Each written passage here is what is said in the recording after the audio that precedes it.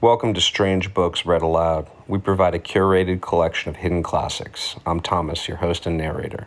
Every reading here is chosen with care and offered in full. If you enjoy this content, feel free to like, subscribe, and share.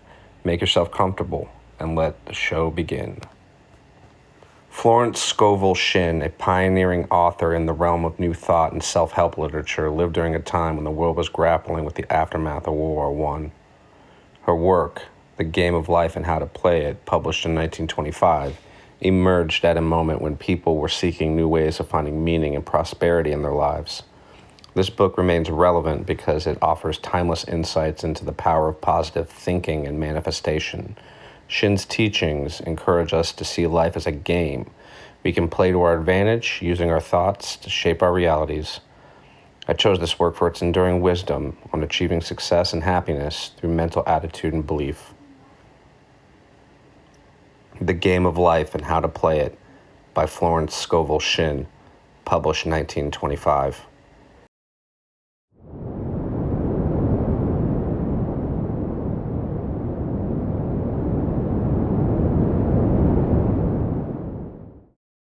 That is the premise of Florence Scovel Shinn's classic masterpiece, The Game of Life and How to Play It. Originally published in 1925, The Game of Life and How to Play It has never been out of print and over the years has sold millions of copies. Originally self-published by the author after no publisher would accept it, the book has gone on to influence people from all walks of life, from business leaders to students, to spiritual teachers such as Louise Hay, Norman Vincent Peale, and Emmett Fox. When a book continues to inspire readers nearly a century after original publication, it generally means that the ideas in the book are universal and applicable. That is absolutely true for The Game of Life and How to Play It. The book contains simple yet powerful advice for living a positive life. In fact, Shinn shows how we can turn our life into a game and turn our minds into power attractors of abundance at every turn in every area of our lives. Filled with stories from the author's life as well as the lives of her many students,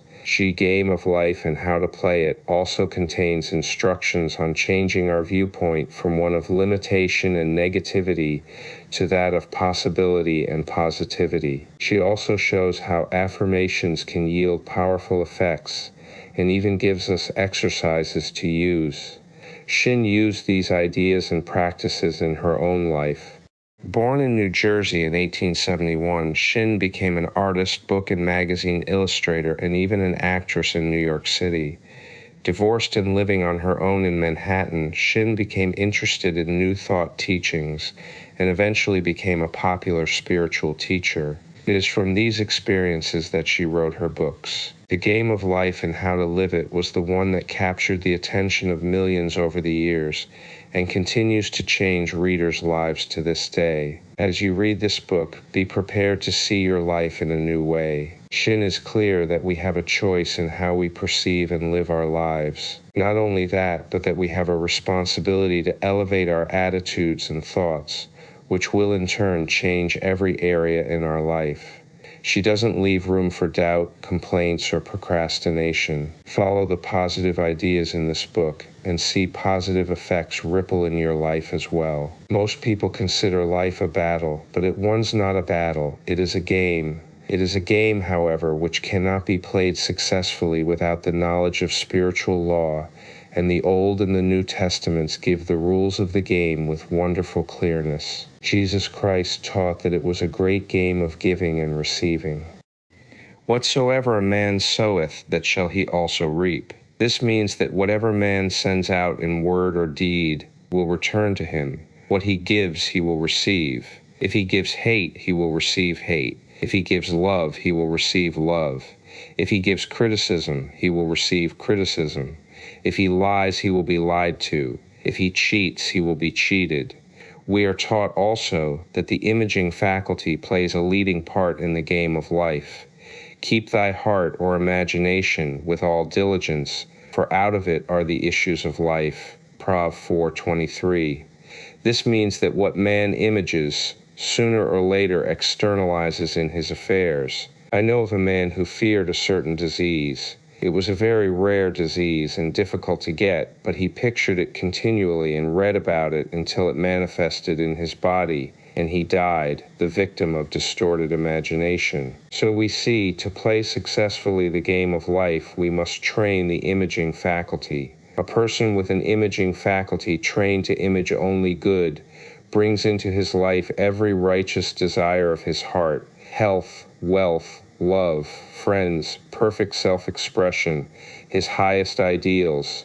The imagination has been called the scissors of the mind, and it is ever cutting day by day the pictures man sees there, and sooner or later he meets his own creations in his outer world. To train the imagination successfully, man must understand the workings of his mind. The Greeks said, "Know thyself." There are three departments of the mind: the subconscious, conscious, and superconscious. The subconscious is simply power without direction. It is like steam or electricity, and it does what it is directed to do. It has no power of induction. Whatever man feels deeply or images clearly is impressed upon the subconscious mind and carried out in minutest detail. For example, a woman I know, when a child, always made believe she was a widow. She dressed up in black clothes and wore a long black veil, and people thought she was very clever and amusing. She grew up and married a man with whom she was deeply in love. In a short time he died, and she wore black and a sweeping veil for many years. The picture of herself as a widow was impressed upon the subconscious mind, and in due time worked itself out, regardless of the havoc created. The conscious mind has been called mortal or carnal mind. It is the human mind and sees life as it appears to be. It sees death, disaster, sickness, poverty, and limitation of every kind, and it impresses the subconscious. The superconscious mind is the God mind within each man, and is the realm of perfect ideas. In it is the perfect pattern spoken of by Plato, the divine design. For there is a divine design for each person. There is a place that you are to fill and no one else can fill, something you are to do which no one else can do. There is a perfect picture of this in the superconscious mind. It usually flashes across the conscious as an unattainable ideal, something too good to be true. In reality, it is man's true destiny or destination flashed to him from the infinite intelligence which is within himself. Many people, however, are in ignorance of their true destinies and are striving for things and situations which do not belong to them, and would only bring failure and dissatisfaction if attained.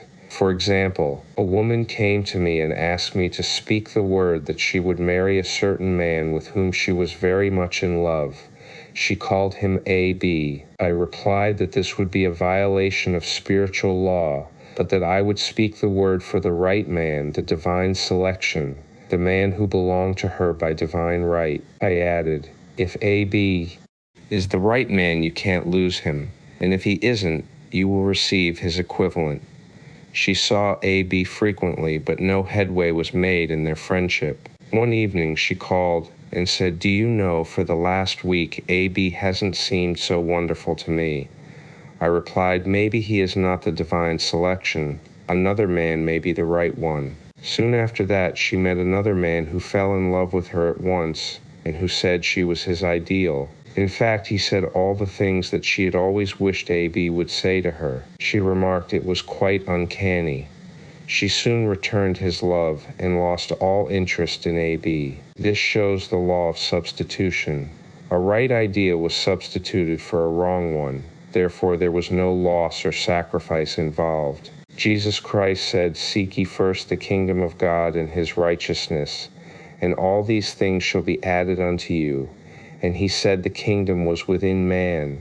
The kingdom is the realm of right ideas, or the divine pattern. Jesus Christ taught that man's words played a leading part in the game of life. By your words ye are justified, and by your words ye are condemned. Many people have brought disaster into their lives through idle words.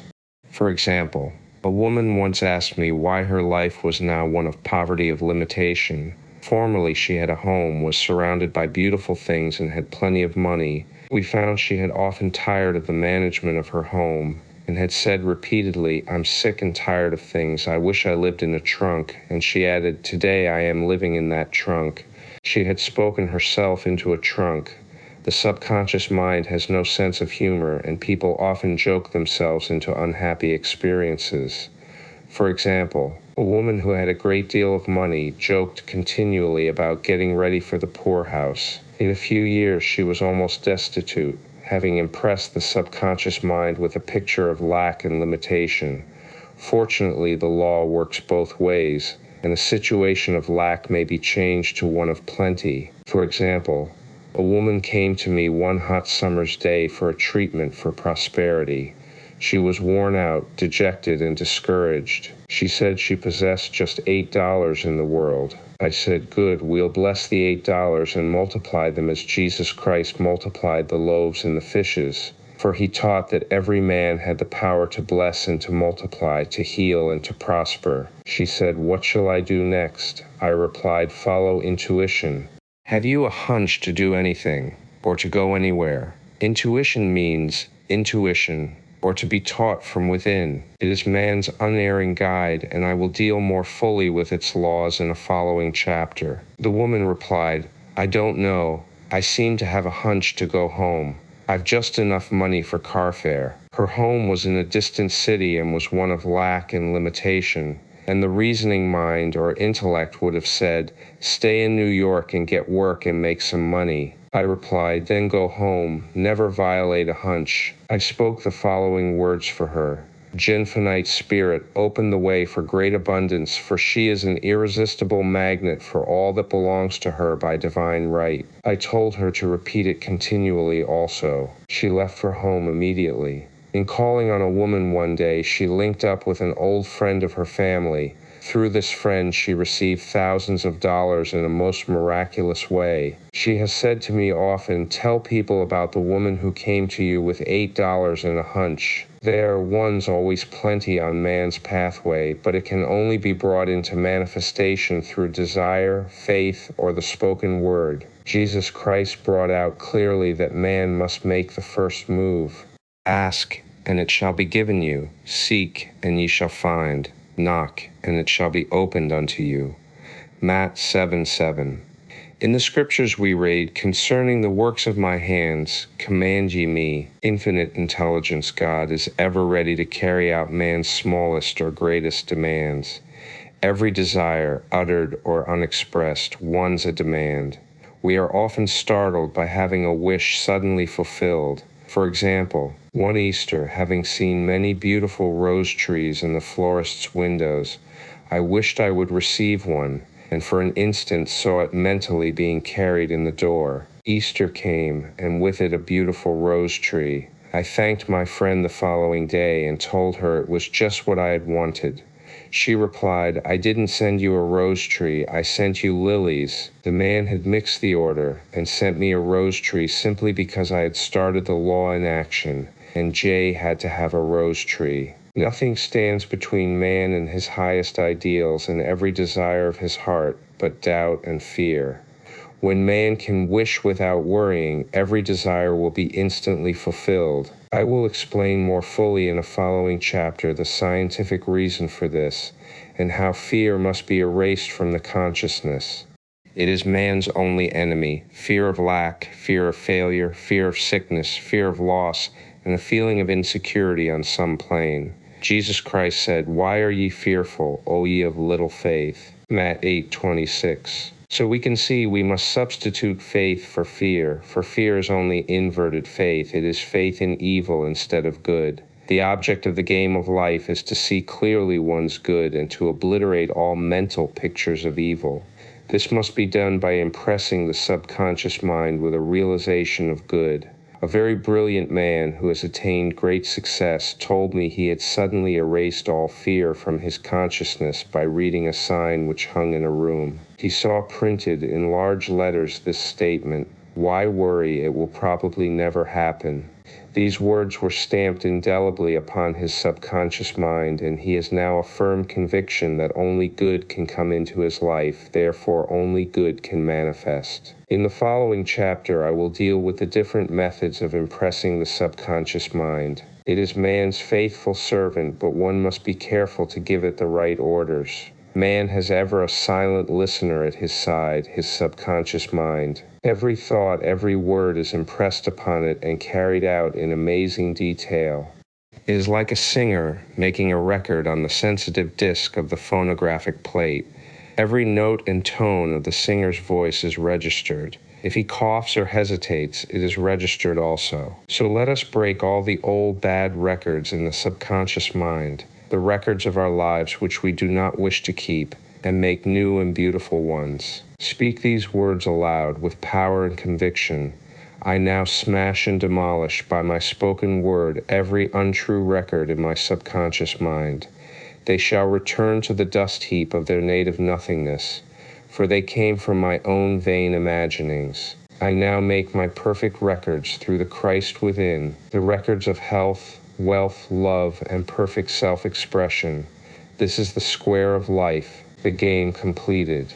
In the following chapters, I will show how man can change his conditions by changing his words. Any man who does not know the power of the word is behind the times. Death and life are in the power of the tongue. J. Law of prosperity, yea, the Almighty shall be thy defense, and thou shalt have plenty of silver. One of the greatest messages given to the race through the scriptures is that God is man's supply, and that man can release through his spoken word all that belongs to him by divine right.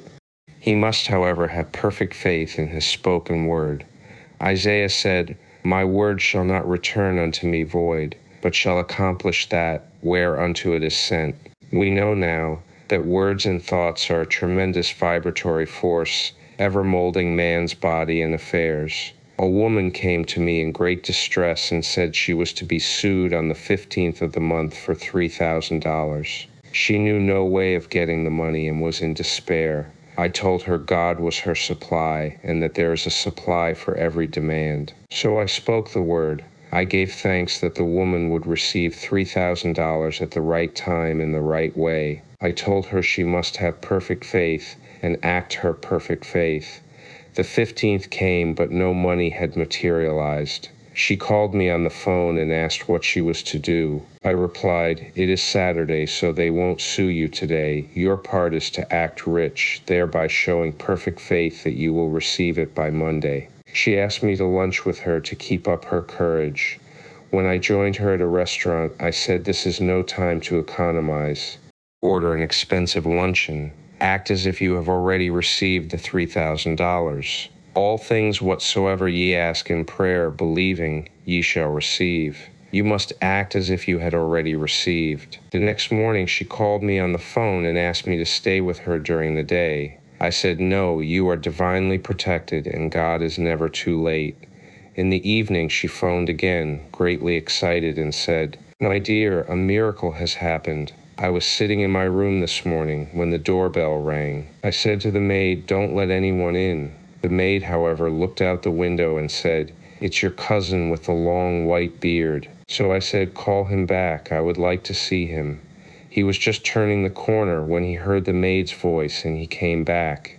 He talked for about an hour, and just as he was leaving, he said, Oh, by the way, how are finances? T told him I needed the money, and he said, Why, my dear, I will give you $3,000 the first of the month. T didn't like to tell him I was going to be sued. What shall I do? I won't receive it till the first of the month, and I must have it tomorrow. I said, I'll keep on treating. I said, Spirit is never too late. I give thanks she has received the money on the invisible plane and that it manifests on time. The next morning, her cousin called her up and said, Come to my office this morning and I will give you the money. That afternoon, she had $3,000 to her credit in the bank and wrote checks as rapidly as her excitement would permit. If one asks for success and prepares for failure, he will get the situation he is prepared for. For example, a man came to me asking me to speak the word that a certain debt would be wiped out. I found he spent his time planning what he would say to the man when he did not pay his bill, thereby neutralizing my words. He should have seen himself paying the debt. We have a wonderful illustration of this in the Bible, relating to the 3 kings who were in the desert without water for their men and horses. They consulted the prophet Elisha, who gave them this astonishing message. Thus saith the Lord, Ye shall not see wind, neither shall ye see rain, yet make this valley full of ditches. Man must prepare for the thing he has asked for, when there isn't the slightest sign of it in sight. For example, a woman found it necessary to look for an apartment during the year when there was a great shortage of apartments in New York. It was considered almost an impossibility, and her friends were sorry for her and said, Isn't it too bad you'll have to store your furniture and live in a hotel? She replied, You needn't feel sorry for me. I'm a Superman and I'll get an apartment. She spoke the words, Infinite Spirit, open the way for the right apartment. She knew there was a supply for every demand, and that she was unconditioned, working on the spiritual plane, and that one with God is a majority. She had contemplated buying new blankets, when the tempter, the adverse thought or reasoning mind suggested, Don't buy the blankets, perhaps. After all, you won't get an apartment, and you will have no use for them. She promptly replied to herself, Plu, dig my ditches by buying the blankets. So she prepared for the apartment, acted as though she already had it. She found one in a miraculous way, and it was given to her, although there were over 200 other applicants. The blankets showed active faith. It is needless to say that the ditches dug by the 3 kings in the desert were filled to overflowing. Read 2 Kings. Getting into the spiritual swing of things is no easy matter for the average person. The adverse thoughts of doubt and fear surge from the subconscious. They are the army of the aliens which must be put to flight. This explains why it is so often darkest before the dawn. A big demonstration is usually preceded by tormenting thoughts. Having made a statement of high spiritual truth, one challenges the old beliefs in the subconscious, and error is exposed to be put out. This is the time when one must make his affirmations of truth repeatedly and rejoice and give thanks that he has already received. Before ye call, I shall answer. This means that every good and perfect gift is already man's awaiting his recognition. Man can only receive what he sees himself receiving. The children of Israel were told that they could have all the land they could see. This is true of every man. He has only the land within his own mental vision. Every great work, every big accomplishment has been brought into manifestation through holding to the vision, and often just before the big achievement comes apparent failure and discouragement. The children of Israel, when they reached the promised land, were afraid to go in, for they said it was filled with giants who made them feel like grasshoppers. And there we saw the giants, and we were in our own sight as grasshoppers. This is almost every man's experience. However, the one who knows spiritual law is undisturbed by appearance and rejoices while he is yet in captivity. That is, he holds to his vision and gives thanks that the end is accomplished he has received. Jesus Christ gave a wonderful example of this. He said to his disciples, Say not ye, there are yet 4 months, and then cometh the harvest. Behold, I say unto you, lift up your eyes and look on the fields, for they are ripe already to harvest. His clear vision pierced the world of matter, and he saw clearly the 4th-dimensional world, things as they really are, perfect and complete in divine mind. So man must ever hold the vision of his journey's end and demand the manifestation of that which he has already received. It may be his perfect health, love, supply, self-expression, home, or friends.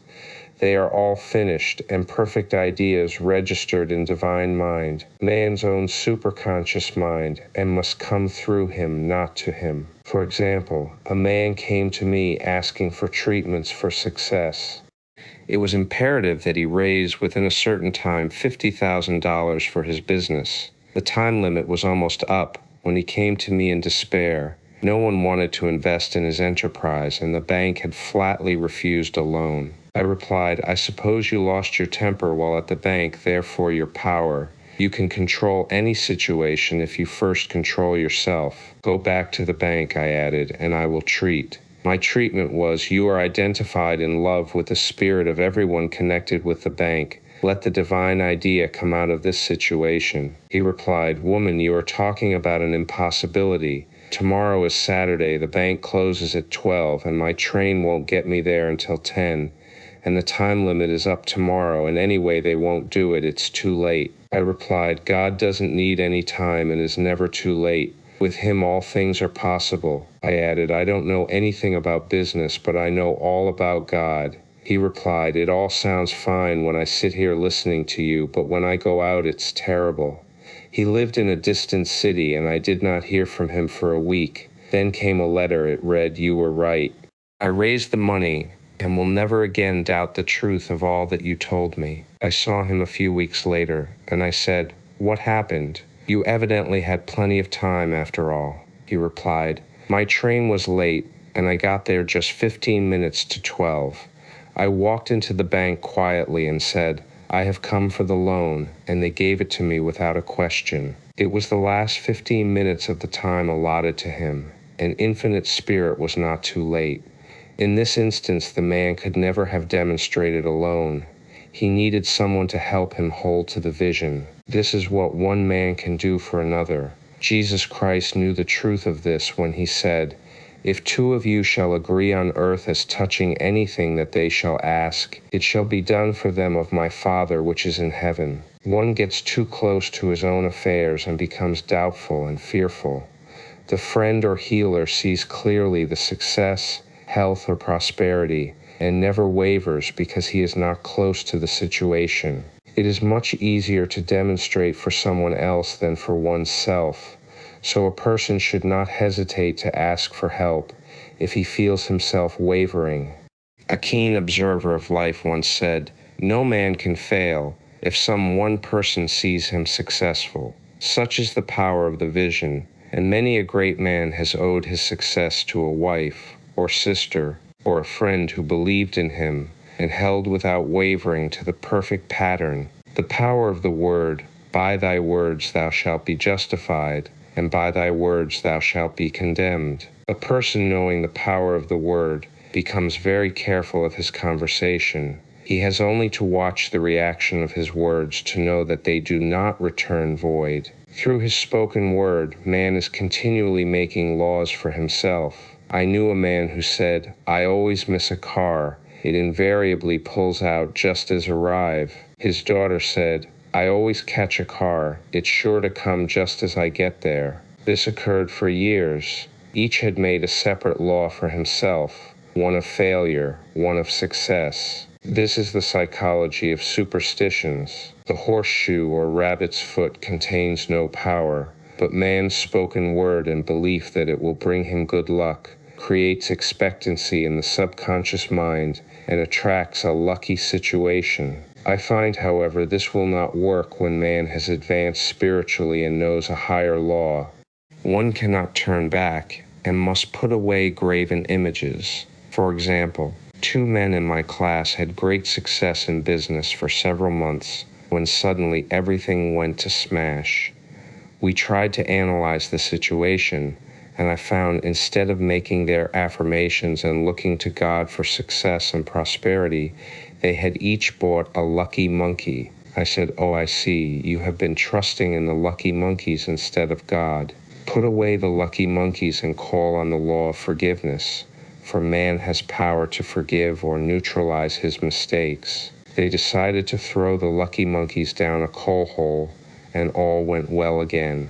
This does not mean, however, that one should throw away every lucky ornament or horseshoe about the house, but he must recognize that the power back of it is the one and only power, God, and that the object simply gives him a feeling of expectancy. I was with a friend one day who was in deep despair. In crossing the street, she picked up a horseshoe. Immediately, she was filled with joy and hope. She said God had sent her the horseshoe in order to keep up her courage. It was indeed at that moment about the only thing that could have registered in her consciousness.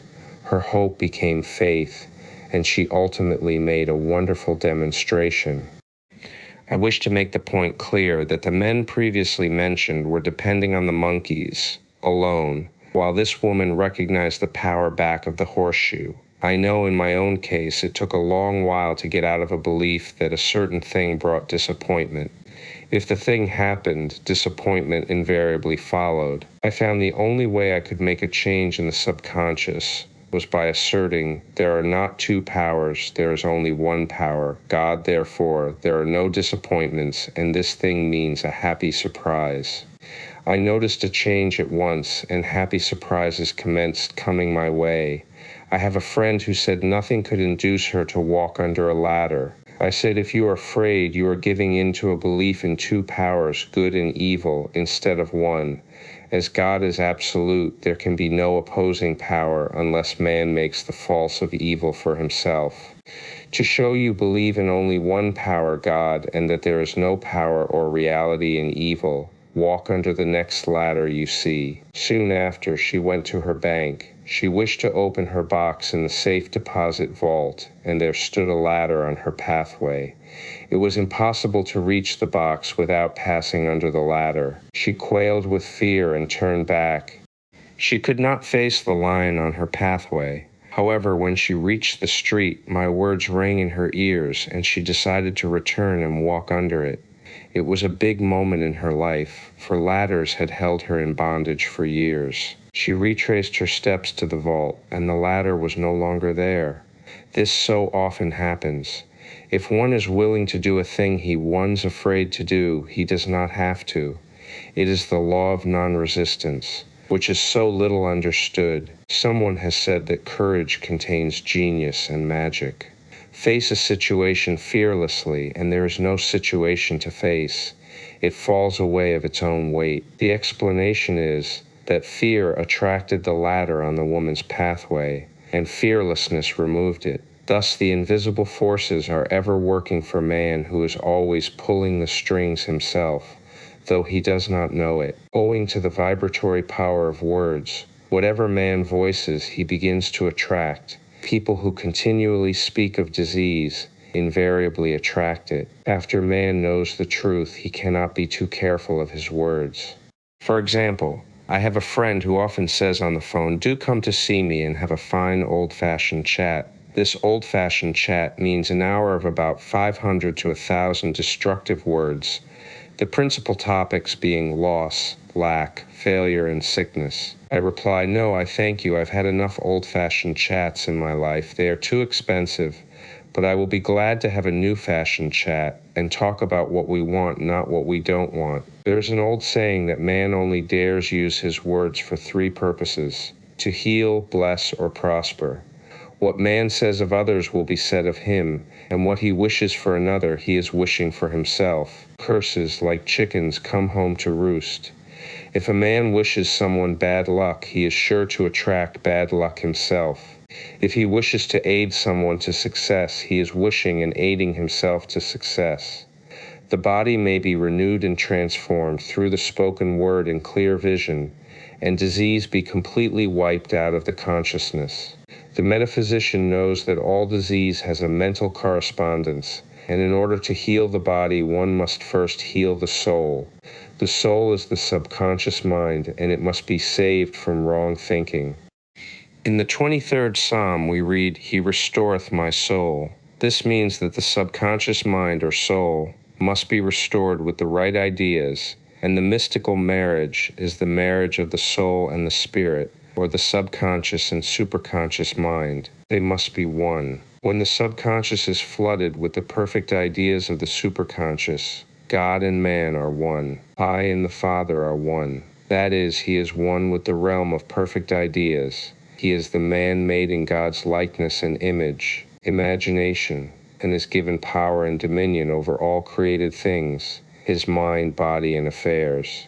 It is safe to say that all sickness and unhappiness come from the violation of the law of love. A new commandment I give unto you, love one another. And in the game of life, love or goodwill takes every trick. For example, a woman I know had for years an appearance of a terrible skin disease. The doctors told her it was incurable, and she was in despair. She was on the stage, and she feared she would soon have to give up her profession, and she had no other means of support. She, however, procured a good engagement, and on the opening night made a great hit. She received flattering notices from the critics, and was joyful and elated. The next day she received a notice of dismissal.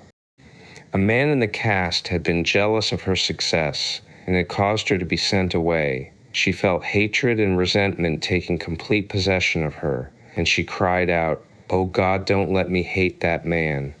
That night she worked for hours in the silence. She said, "I soon came into a very deep silence. I seemed to be at peace with myself, with the man, and with the whole world. I continued this for 2 following nights, and on the 3rd day I found I was healed completely of the skin disease. In asking for love or goodwill, she had fulfilled the law, and the disease which came from subconscious resentment was wiped out. Continual criticism produces rheumatism, as critical, inharmonious thoughts cause unnatural deposits in the blood, which settle in the joints. False growths are caused by jealousy, hatred, unforgiveness, fear, etc. Every disease is caused by a mind not at ease. I said once in my class, there is no use asking anyone what's the matter with you. We might just as well say, who's the matter with you? Unforgiveness is the most prolific cause of disease. It will harden arteries or liver and affect the eyesight. In its train are endless ills. I called on a woman one day who said she was ill from having eaten a poisoned oyster. I replied, "Oh no, the oyster was harmless. You poisoned the oyster. What's the matter with you?" She answered, "Oh, about 19 people." She had quarreled with 19 people and had become so inharmonious that she attracted the wrong oyster. Any inharmony on the external indicates there is mental inharmony. As the within, so the without. Man's only enemies are within himself, and a man's foes shall be they of his own household. Personality is one of the last enemies to be overcome, as this planet is taking its initiation in love. It was Christ's message, peace on earth, goodwill towards man. The enlightened man, therefore, endeavors to perfect himself upon his neighbor. His work is with himself, to send out goodwill and blessings to every man. And the marvelous thing was that if one blesses a man, he has no power to harm him. For example, a man came to me asking to treat for success in business. He was selling machinery, and a rival appeared on the scene with what he proclaimed was a better machine, and my friend feared defeat. I said, first of all, we must wipe out all fear and know that God protects your interests, and that the divine idea must come out of the situation. That is, the right machine will be sold by the right man to the right man. And I added, don't hold one critical thought towards that man. Bless him all day and be willing not to sell your machine if it isn't the divine idea. So he went to the meeting, fearless and non-resistant, and blessing the other man. He said the outcome was very remarkable. The other man's machine refused to work, and he sold his without the slightest difficulty. But I say unto you, love your enemies, bless them that curse you, do good to them that hate you, and pray for them which spitefully use you and persecute you. Goodwill produces a great aura of protection about the one who sends it, and no weapon that is formed against him shall prosper. In other words, love and goodwill destroy the enemies within oneself. Therefore, one has no enemies on the external. There is peace on earth for him who sends goodwill to man. The law of non-resistance, resist not evil, be not overcome of evil, but overcome evil with good. Nothing on earth can resist an absolutely non-resistant person. The Chinese say that water is the most powerful element because it is perfectly non-resistant. It can wear away a rock and sweep all before it. Jesus Christ said, resist not evil, for he knew in reality there is no evil, therefore nothing to resist. Evil has come of man's vain imagination, or a belief in two powers, good and evil. There is an old legend that Adam and Eve ate of Maya, the tree of illusion, and saw two powers instead of one power, God. Therefore, evil is a false law man has made for himself through psychoma or soul sleep. Soul sleep means that man's soul has been hypnotized by the race belief of sin, sickness, and death, etc., which is carnal or mortal thought, and his affairs have outpictured his illusions. We have read in a preceding chapter that man's soul is his subconscious mind, and whatever he feels deeply, good or bad, is outpictured by that faithful servant. His body and affairs show forth what he has been picturing. The sick man has pictured sickness, the poor man poverty, the rich man wealth.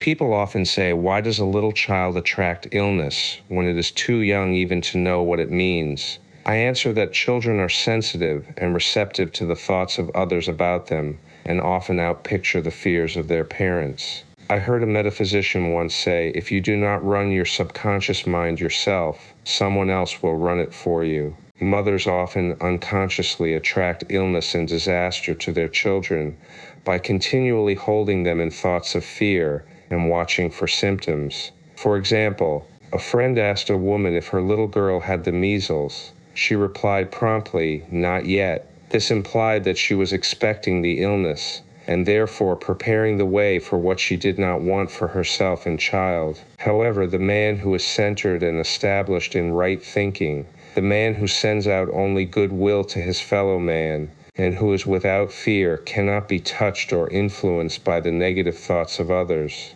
In fact, he could then receive only good thoughts, as he himself sends forth only good thoughts. Resistance one's hell, for it places man in a state of torment.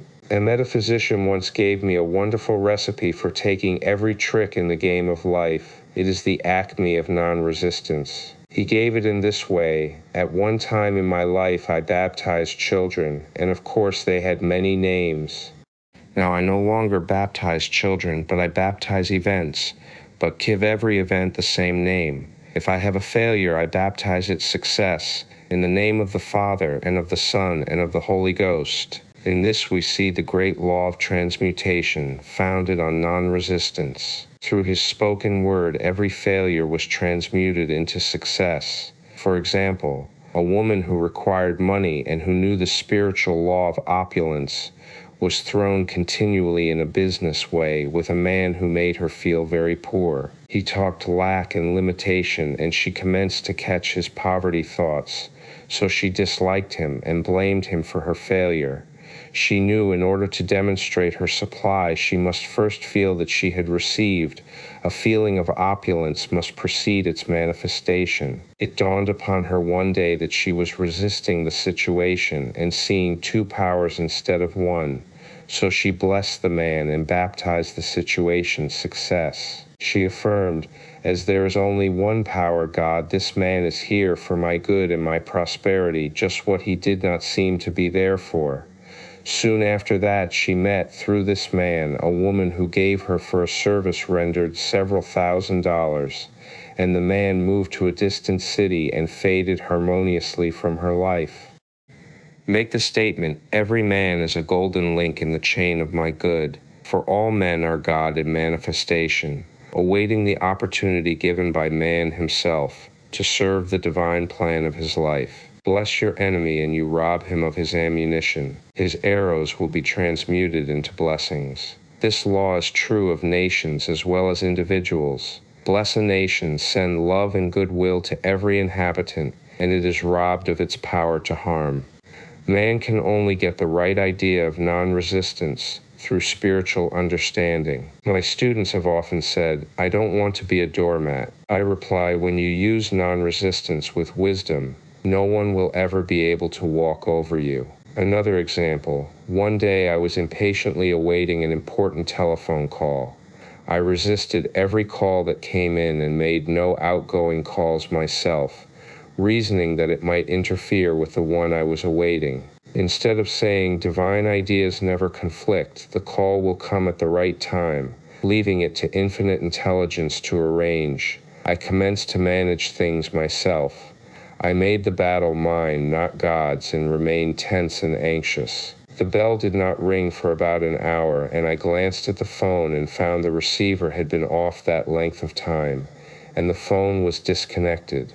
My anxiety, fear, and belief in interference had brought on a total eclipse of the telephone. Realizing what I had done, I commenced blessing the situation at once. I baptized it success, and affirmed, I cannot lose any call that belongs to me by divine right.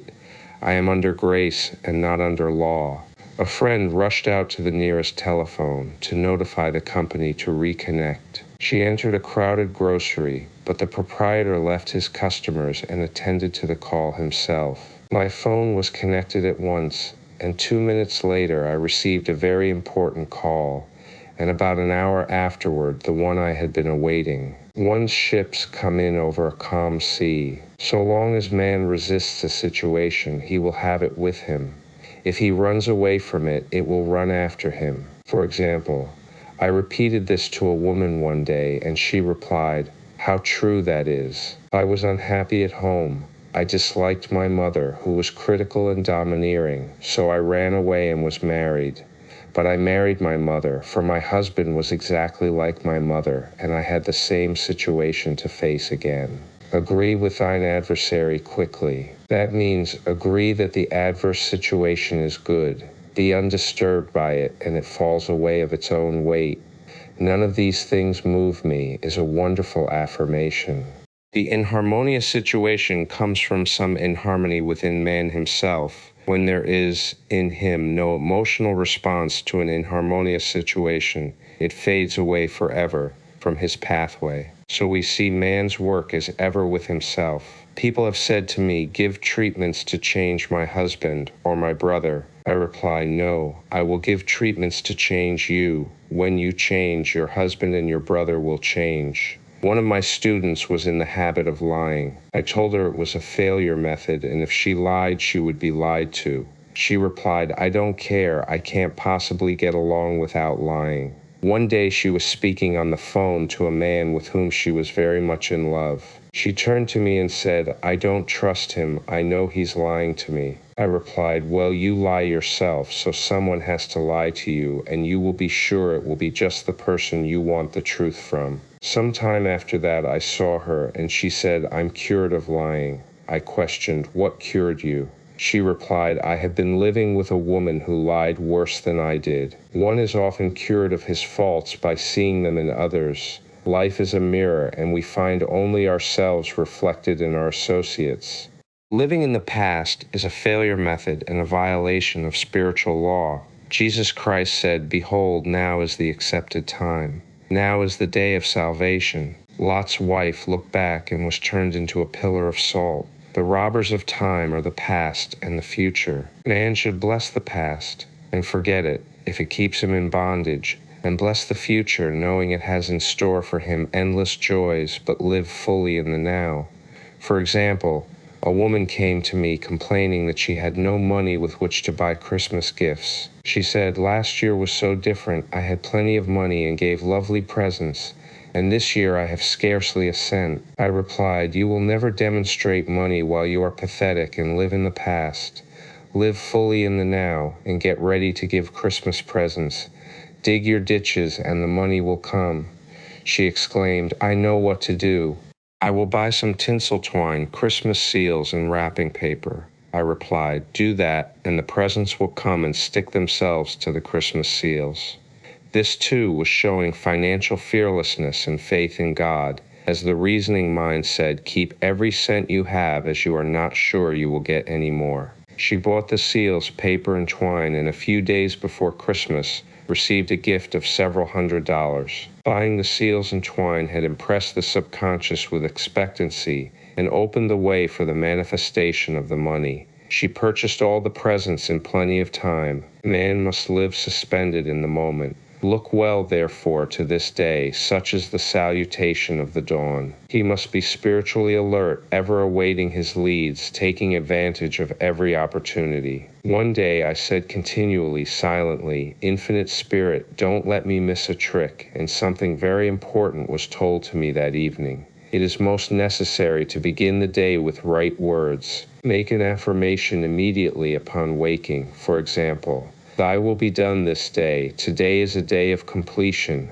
I give thanks for this perfect day. Miracle shall follow miracle, and wonders shall never cease." Make this a habit, and one will see wonders and miracles come into his life.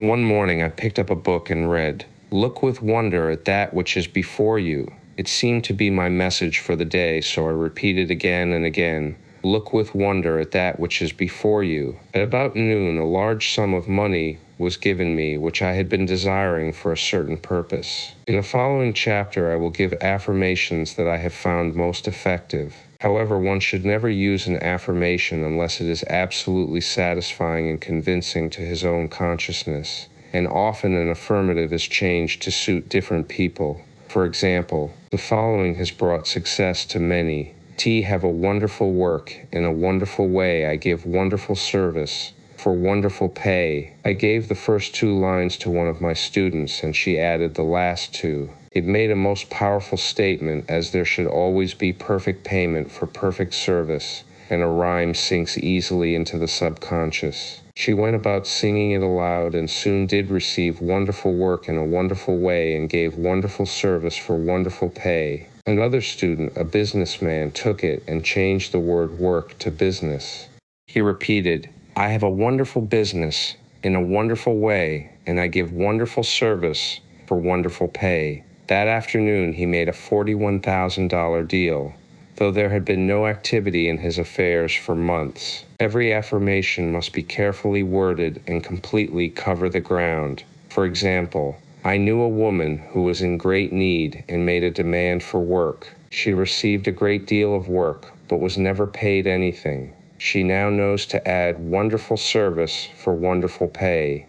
It is man's divine right to have plenty, more than enough. His barns should be full, and his cup should flow over. This is God's idea for man, and when man breaks down the barriers of lack in his own consciousness, the golden age will be his, and every righteous desire of his heart fulfilled. The law of karma and the law of forgiveness. Man receives only that which he gives. The game of life is a game of boomerangs. Man's thoughts, deeds, and words return to him sooner or later with astounding accuracy. This is the law of karma, which is Sanskrit for comeback. Whatsoever a man soweth, that shall he also reap. For example, a friend told me this story of herself, illustrating the law. She said, I make all my karma on my aunt. Whatever I say to her, someone says to me. I am often irritable at home, and one day said to my aunt, who was talking to me during dinner, no more talk, I wish to eat in peace. The following day, I was lunching with a woman with whom I wished to make a great impression. I was talking animatedly when she said, no more talk, I wish to eat in peace. My friend is high in consciousness, so her karma returns much more quickly than to one on the mental plane. The more man knows, the more he is responsible for, and a person with a knowledge of spiritual law, which he does not practice, suffers greatly in consequence.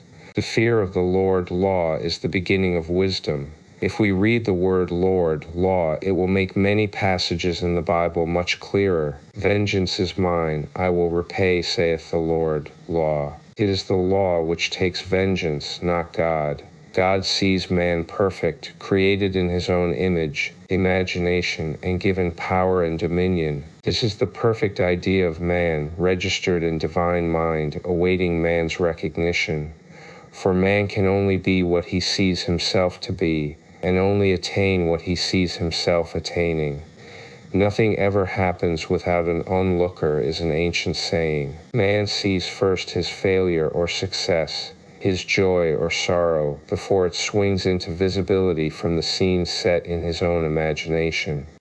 We have observed this in the mother picturing disease for her child, or a woman seeing success for her husband. Jesus Christ said, and ye shall know the truth, and the truth shall make you free. So, we see freedom from all unhappy conditions comes through knowledge, a knowledge of spiritual law. Obedience precedes authority, and the law obeys man when he obeys the law. The law of electricity must be obeyed before it becomes man's servant. When handled ignorantly, it becomes man's deadly foe. So with the laws of mind, for example, a woman with a strong personal will wished she owned a house which belonged to an acquaintance, and she often made mental pictures of herself living in the house. In the course of time, the man died, and she moved into the house. Several years afterwards, coming into the knowledge of spiritual law, she said to me, do you think I had anything to do with that man's death?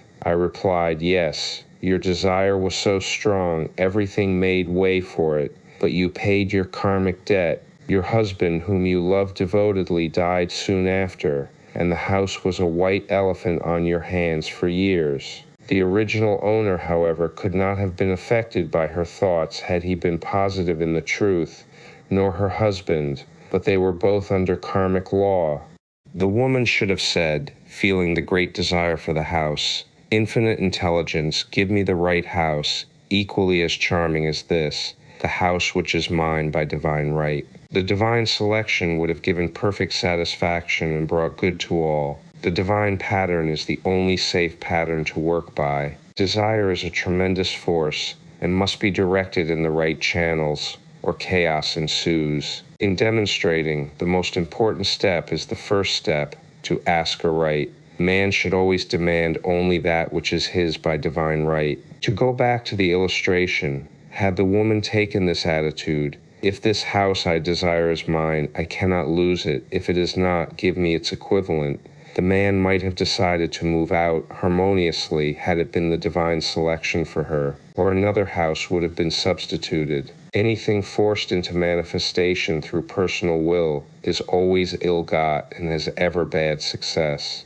Man is admonished, "My will be done, not thine." And the curious thing is, man always gets just what he desires when he does relinquish personal will, thereby enabling infinite intelligence to work through him. Stand ye still and see the salvation of the Lord. Law. For example, a woman came to me in great distress. Her daughter had determined to take a very hazardous trip, and the mother was filled with fear. She said she had used every argument, had pointed out the dangers to be encountered, and forbidden her to go, but the daughter became more and more rebellious and determined. I said to the mother, "You are forcing your personal will upon your daughter, which you have no right to do, and your fear of the trip is only attracting it, for man attracts what he fears." I added, "Let go, and take your mental hands off. Put it in God's hands, and use this statement. I put this situation in the hands of infinite love and wisdom. If this trip is the divine plan, I bless it and no longer resist. But if it is not divinely planned, I give thanks that it is now dissolved and dissipated." A day or two after that, her daughter said to her, "Mother, I have given up the trip," and the situation returned to its native nothingness. It one's learning to stand still, which seems so difficult for man. I have dealt more fully with this law in the chapter on non-resistance.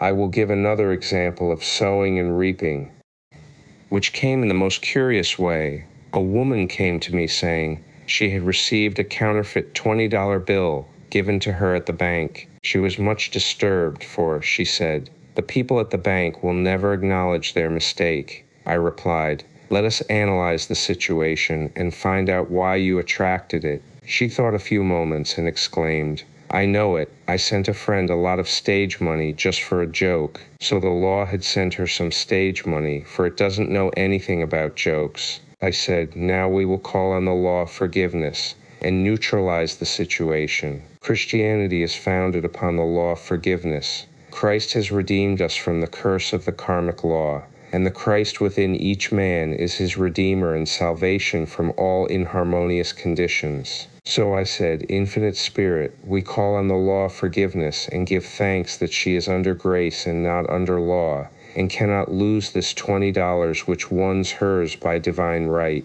Now," I said, "go back to the bank and tell them fearlessly that it was given you there by mistake." She obeyed, and to her surprise they apologized and gave her another bill, treating her most courteously. So knowledge of the law gives man power to rub out his mistakes. Man cannot force the external to be what he is not. If he desires riches, he must be rich first in consciousness. For example, a woman came to me asking treatment for prosperity. She did not take much interest in her household affairs, and her home was in great disorder. I said to her, "If you wish to be rich, you must be orderly. All men with great wealth are orderly, and order is heaven's first law." I added, "You will never become rich with a burnt match in the pincushion." She had a good sense of humor and commenced immediately, putting her house in order. She rearranged furniture, straightened out bureau drawers, cleaned rugs, and soon made a big financial demonstration, a gift from a relative. The woman herself became made over and keeps herself keyed up financially by being ever watchful of the external and expecting prosperity, knowing God is her supply. Many people are in ignorance of the fact that gifts and things are investments, and that hoarding and saving invariably lead to loss. There is that scattereth and yet increaseth, and there is that withholdeth more than is meet, but it tendeth to poverty. For example, I knew a man who wanted to buy a fur-lined overcoat. He and his wife went to various shops, but there was none he wanted. He said they were all too cheap-looking. At last he was shown one, the salesman said was valued at $1,000, but which the manager would sell him for $500, as it was late in the season. His financial possessions amounted to about $700. The reasoning mind would have said you can't afford to spend nearly all you have on a coat, but he was very intuitive and never reasoned. He turned to his wife and said, "If I get this coat, it'll make a ton of money." So his wife consented, weakly. About a month later, he received a $10,000 commission. The coat made him feel so rich it linked him with success and prosperity. Without the coat, he would not have received the commission. It was an investment paying large dividends. If man ignores these leadings to spend or to give, the same amount of money will go in an uninteresting or unhappy way. For example, a woman told me on Thanksgiving Day she informed her family that they could not afford a Thanksgiving dinner. She had the money but decided to save it. A few days later, someone entered her room and took from the bureau drawer the exact amount the dinner would have cost. The law always stands back of the man who spends fearlessly, with wisdom. For example, one of my students was shopping with her little nephew. The child clamored for a toy, which she told him she could not afford to buy. She realized suddenly that she was seeking lack and not recognizing God as her supply. So she bought the toy, and on her way home picked up in the street the exact amount of money she had paid for it. Man's supply is inexhaustible and unfailing when fully trusted, but faith or trust must precede the demonstration. According to your faith be it unto you. Faith is the substance of things hoped for, the evidence of things not seen. For faith holds the vision steady, and the adverse pictures are dissolved and dissipated. And in due season we shall reap if we faint not. Jesus Christ brought the good news, the gospel, that there was a higher law than the law of karma, and that law transcends the law of karma. It is the law of grace or forgiveness. It is the law which frees man from the law of cause and effect, the law of consequence, under grace and not under law. We are told that on this plane man reaps where he has not sown. The gifts of God are simply poured out upon him. All that the kingdom affords is his. This continued state of bliss awaits the man who has overcome the race or world thought. In the world, thought there is tribulation, but Jesus Christ said, "Be of good cheer, I have overcome the world." The world thought is that of sin, sickness, and death. He saw their absolute unreality and said, "Sickness and sorrow shall pass away, and death itself, the last enemy, be overcome." We know now from a scientific standpoint that death could be overcome by stamping the subconscious mind with the conviction of eternal youth and eternal life. The subconscious, being simply power without direction, carries out orders without questioning. Working under the direction of the superconscious, the Christ or God within man, the resurrection of the body would be accomplished. Man would no longer throw off his body in death. It would be transformed into the body electric, sung by Walt Whitman, for Christianity is founded upon the forgiveness of sins and an empty tomb, casting the burden, impressing the subconscious. When man knows his own powers and the workings of his mind, his great desire is to find an easy and quick way to impress the subconscious with good, for simply an intellectual knowledge of the truth will not bring results. In my own case, I found the easiest way is in casting the burden. A metaphysician once explained it in this manner. He said, "The only thing which gives anything weight in nature is the law of gravitation, and if a boulder could be taken high above the planet, there would be no weight in that boulder. And that is what Jesus Christ meant when he said, "My yoke is easy and my burden is light." He had overcome the world vibration and functioned in the fourth dimensional realm where there is only perfection, completion, life, and joy. He said, "Come to me, all ye that labor and are heavy laden, and I will give you rest. Take my yoke upon you, for my yoke is easy and my burden is light." We are also told in the 55th Psalm to cast thy burden upon the Lord. Many passages in the Bible state that the battle is God's, not man's, and that man is always to stand still and see the salvation of the Lord. This indicates that the superconscious mind, or Christ within, is the department which fights man's battle and relieves him of burdens. We see, therefore, that man violates law if he carries a burden, and a burden is an adverse thought or condition, and this thought or condition has its root in the subconscious. It seems almost impossible to make any headway directing the subconscious from the conscious or reasoning mind, as the reasoning mind, the intellect, is limited in its conceptions and filled with doubts and fears. How scientific it then is to cast the burden upon the superconscious mind, or Christ within, where it is made light or dissolved into its native nothingness. For example, a woman in urgent need of money made light upon the Christ within, the superconscious, with the statement, "I cast this burden of lack on the Christ within, and I go free to have plenty." The belief in lack was her burden, and as she cast it upon the superconscious with its belief of plenty, an avalanche of supply was the result. We read, "The Christ in you, the hope of glory." Another example, one of my students had been given a new piano, and there was no room in her studio for it until she had moved out the old one. She was in a state of perplexity. She wanted to keep the old piano, but knew of no place to send it. She became desperate, as the new piano was to be sent immediately, in fact, was on its way, with no place to put it. She said it came to her to repeat, "I cast this burden on the Christ within, and I go free." A few moments later, her phone rang, and a woman friend asked if she might rent her old piano, and it was moved out a few minutes before the new one arrived. I knew a woman whose burden was resentment. She said, "I cast this burden of resentment on the Christ within, and I go free to be loving, harmonious, and happy." The almighty superconscious flooded the subconscious with love, and her whole life was changed. For years, resentment had held her in a state of torment and imprisoned her soul, the subconscious mind.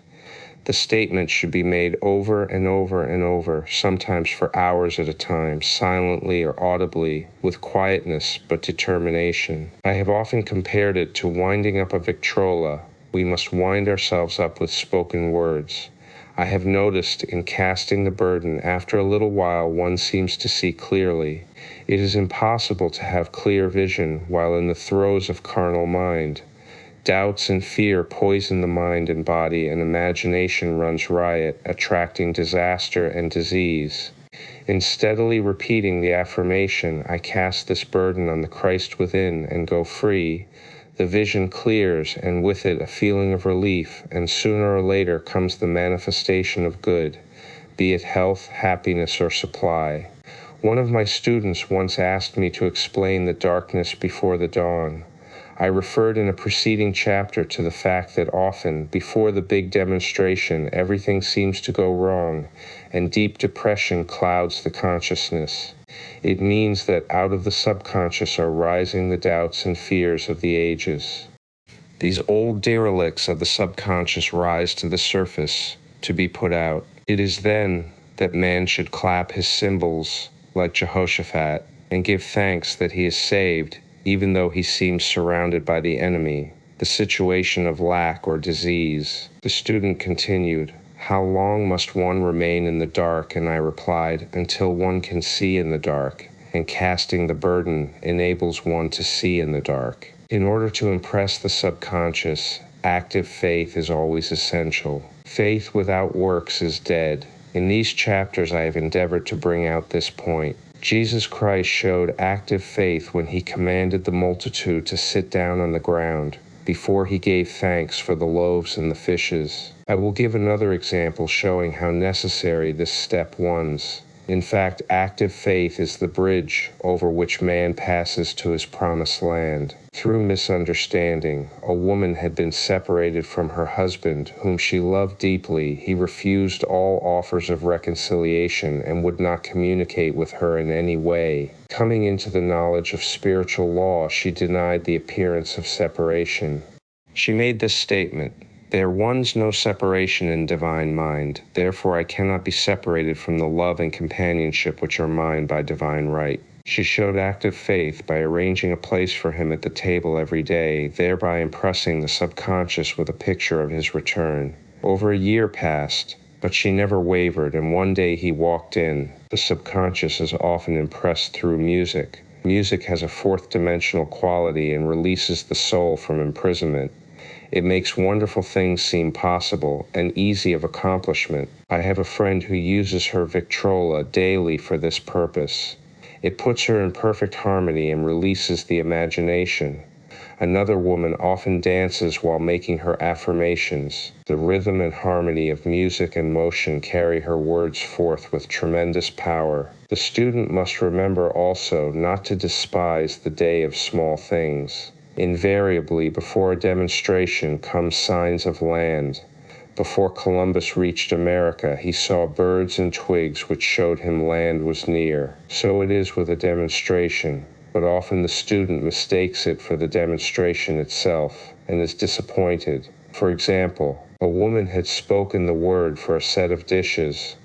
Not long afterwards, a friend gave her a dish which was old and cracked. She came to me and said, "Well, I asked for a set of dishes, and all I got was a cracked plate." I replied, "The plate was only signs of land. It shows your dishes are coming. Look upon it as birds and seaweed." And not long afterwards the dishes came. Continually, making believe impresses the subconscious. If one makes believe he is rich and makes believe he is successful, in due time he will reap. Children are always making believe.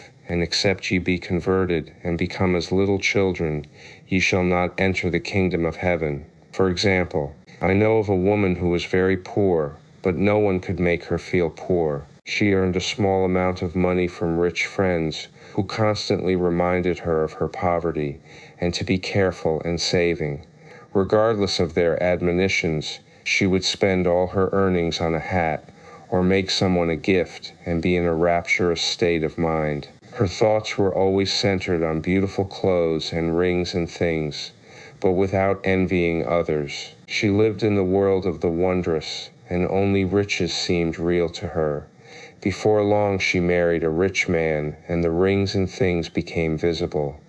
I do not know whether the man was the divine selection, but opulence had to manifest in her life, as she had imaged only opulence. There is no peace or happiness for man until he has erased all fear from the subconscious.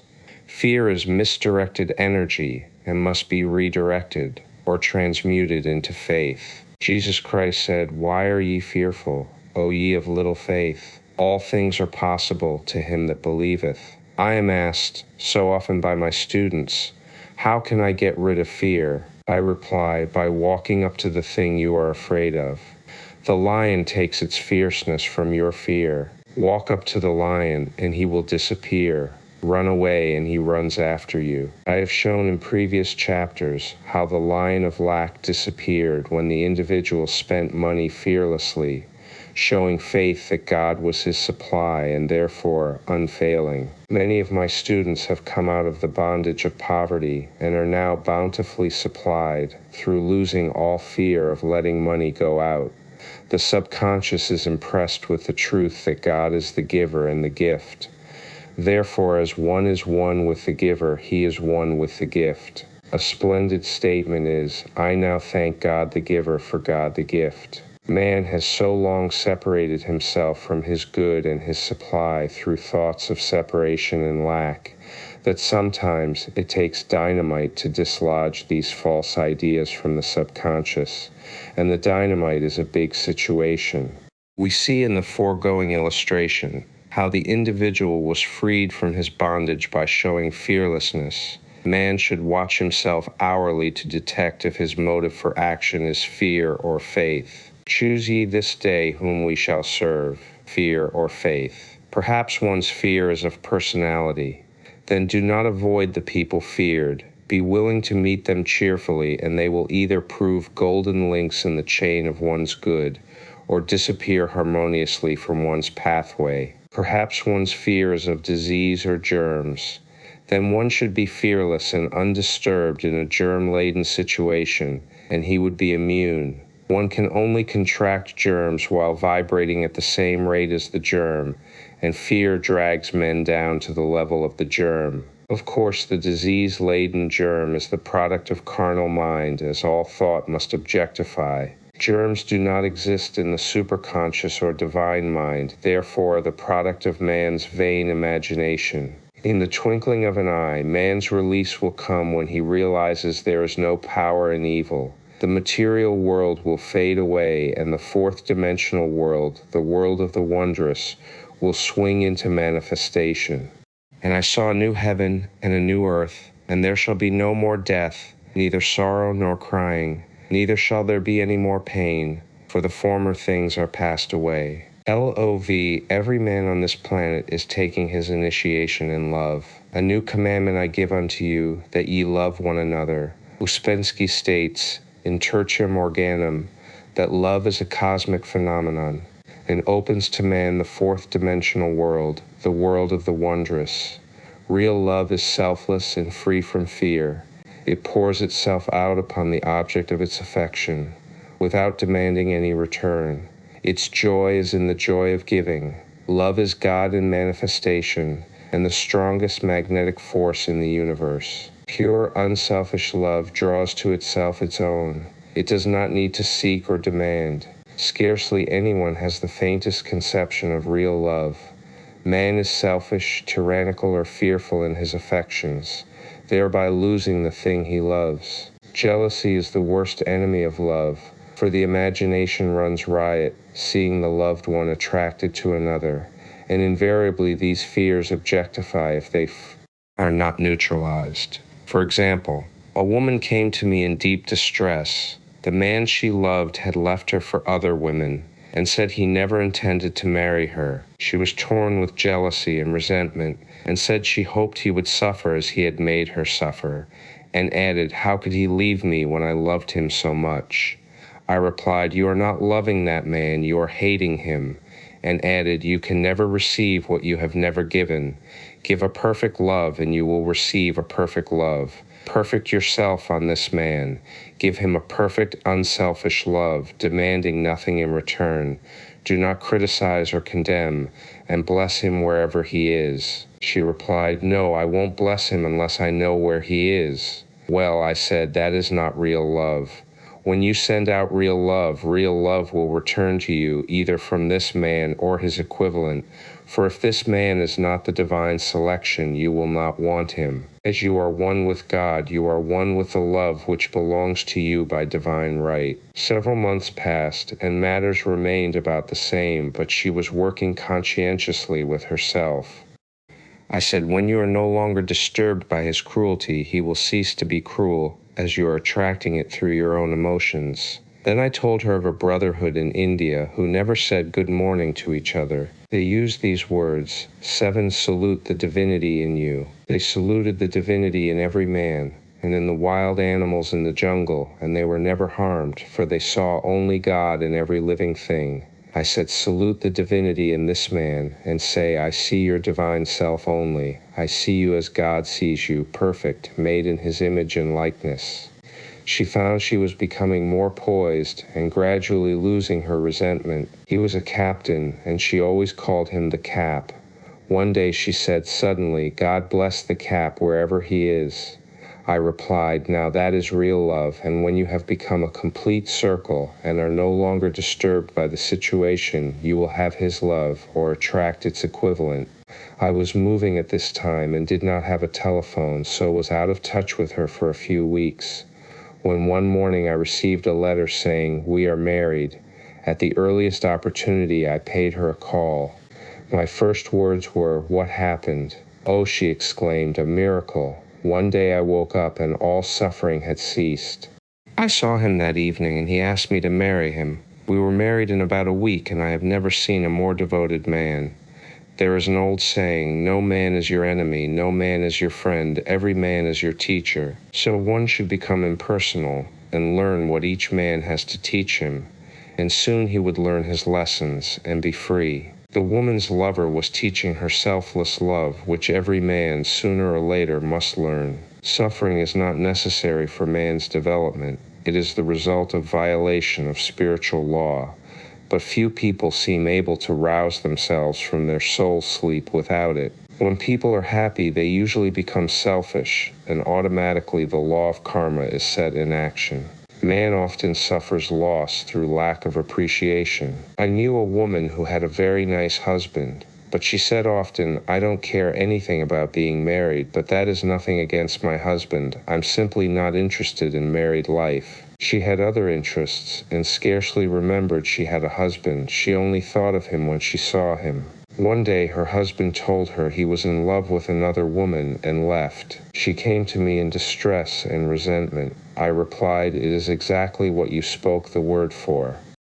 You said you didn't care anything about being married, so the subconscious worked to get you unmarried." She said, "Oh yes, I see. People get what they want and then feel very much hurt." She soon became in perfect harmony with the situation and knew they were both much happier apart. When a woman becomes indifferent or critical and ceases to be an inspiration to her husband, he misses the stimulus of their early relationship and is restless and unhappy. A man came to me dejected, miserable, and poor. His wife was interested in the science of numbers and had him read. It seems the report was not very favorable, for he said, "My wife says I'll never amount to anything because I am a 2. I replied, "I don't care what your number is. You are a perfect idea and divine mind, and we will demand the success and prosperity which are already planned for you by that infinite intelligence." Within a few weeks, he had a very fine position, and a year or two later, he achieved a brilliant success as a writer. No man is a success in business unless he loves his work.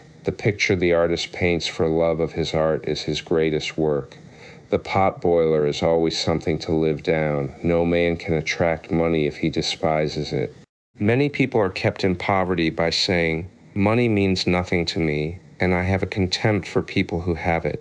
This is the reason so many artists are poor. Their contempt for money separates them from it. I remember hearing one artist say of another, "He's no good as an artist, he has money in the bank." This attitude of mind, of course, separates man from his supply. He must be in harmony with a thing in order to attract it. Money is God in manifestation, as freedom from want and limitation, but it must be always kept in circulation and put to right uses. Hoarding and saving react with grim vengeance. This does not mean that man should not have houses and lots, stocks and bonds, for the barns of the righteous man shall be full. It means man should not hoard even the principal, if an occasion arises, when money is necessary. In letting it go out fearlessly and cheerfully, he opens the way for more to come in, for God is man's unfailing and inexhaustible supply. This is the spiritual attitude towards money, and the great bank of the universal never fails. We see an example of hoarding in the film production of Greed. The woman won $5,000 in a lottery but would not spend it. She hoarded and saved, let her husband suffer and starve, and eventually she scrubbed floors for a living. She loved the money itself and put it above everything, and one night she was murdered and the money taken from her. This is an example of where love of money is the root of all evil. Money in itself is good and beneficial, but used for destructive purposes, hoarded and saved, or considered more important than love, brings disease and disaster, and the loss of the money itself. Follow the path of love, and all things are added, for God is love, and God is supply. Follow the path of selfishness and greed, and the supply vanishes, or man is separated from it. For example, I knew the case of a very rich woman who hoarded her income. She rarely gave anything away, but bought and bought and bought things for herself. She was very fond of necklaces, and a friend once asked her how many she possessed. She replied, 67. She bought them and put them away, carefully wrapped in tissue paper. Had she used the necklaces, it would have been quite legitimate, but she was violating the law of use. Her closets were filled with clothes she never wore and jewels which never saw the light. The woman's arms were gradually becoming paralyzed from holding on to things, and eventually she was considered incapable of looking after her affairs, and her wealth was handed over to others to manage. So man, in ignorance of the law, brings about his own destruction. All disease, all unhappiness come from the violation of the law of love. Man's boomerangs of hate, resentment, and criticism come back laden with sickness and sorrow. Love seems almost a lost art, but the man with the knowledge of spiritual law knows it must be regained, for without it he has become as sounding brass and tinkling cymbals. For example, I had a student who came to me month after month to clean her consciousness of resentment. After a while, she arrived at the point where she resented only one woman, but that one woman kept her busy. Little by little, she became poised and harmonious, and one day all resentment was wiped out. She came in radiant and exclaimed, "You can't understand how I feel." The woman said something to me, and instead of being furious, I was loving and kind, and she apologized and was perfectly lovely to me. No one can understand the marvelous lightness I feel within. Love and goodwill are invaluable in business. For example, a woman came to me complaining of her employer. She said she was cold and critical and knew she did not want her in the position. Well, I replied, salute the divinity in the woman and send her love. She said, I can't. She's a marble woman. I answered, you remember the story of the sculptor who asked for a certain piece of marble. He was asked why he wanted it, and he replied, because there is an angel in the marble, and out of it he produced a wonderful work of art. She said, very well, I'll try it. A week later she came back and said, T did what you told me to, and now the woman is very kind, and took me out in her car. People are sometimes filled with remorse for having done someone an unkindness, perhaps years ago. If the wrong cannot be righted, its effect can be neutralized by doing someone a kindness in the present. This one thing I do, forgetting those things which are behind and reaching forth unto those things which are before. Sorrow, regret, and remorse tear down the cells of the body and poison the atmosphere of the individual. A woman said to me in deep sorrow, treat me to be happy and joyous, for my sorrow makes me so irritable with the members of my family that I keep making more karma. I was asked to treat a woman who was mourning for her daughter. I denied all belief in loss and separation and affirmed that God was the woman's joy, love, and peace. The woman gained her poise at once, but sent word by her son not to treat any longer because she was so happy it wasn't respectable. So mortal mind loves to hang on to its griefs and regrets. I knew a woman who went about bragging of her troubles, so of course she always had something to brag about. The old idea was if a woman did not worry about her children, she was not a good mother.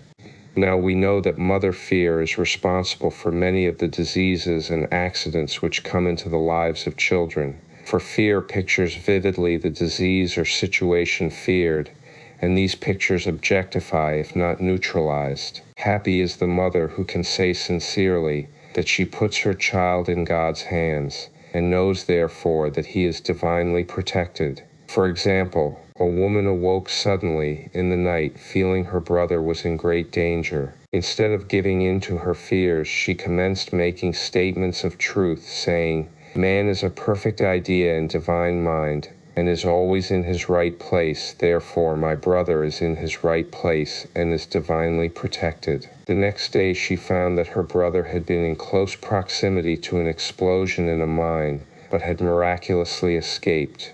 So man is his brother's keeper in thought, and every man should know that the thing he loves dwells in the secret place of the Most High, and abides under the shadow of the Almighty. There shall no evil befall thee, neither shall any plague come nigh thy dwelling. Perfect love casteth out fear. He that feareth is not made perfect in love, and love is the fulfilling of the law. Intuition or gudance. In all thy ways acknowledge him, and he shall direct thy paths. There is nothing too great of accomplishment for the man who knows the power of his word and who follows his intuitive leads. By the word he starts in action unseen forces and can rebuild his body or remold his affairs. It is therefore of the utmost importance to choose the right words, and the student carefully selects the affirmation he wishes to catapult into the invisible. He knows that God is his supply, that there is a supply for every demand, and that his spoken word releases this supply. Ask and ye shall receive. Man must make the first move. Draw nigh to God, and he will draw nigh to you. I have often been asked just how to make a demonstration. I reply, speak the word, and then do not do anything until you get a definite lead. Demand the lead, saying, Infinite Spirit, reveal to me the way, let me know if there is anything for me to do. The answer will come through intuition or hunch, a chance remark from someone, or a passage in a book, etc., etc. The answers are sometimes quite startling in their exactness. For example, a woman desired a large sum of money. She spoke the words, Infinite Spirit, open the way for my immediate supply. Let all that is mine by divine right now reach me in great avalanches of abundance. Then she added, give me a definite lead. Let me know if there is anything for me to do.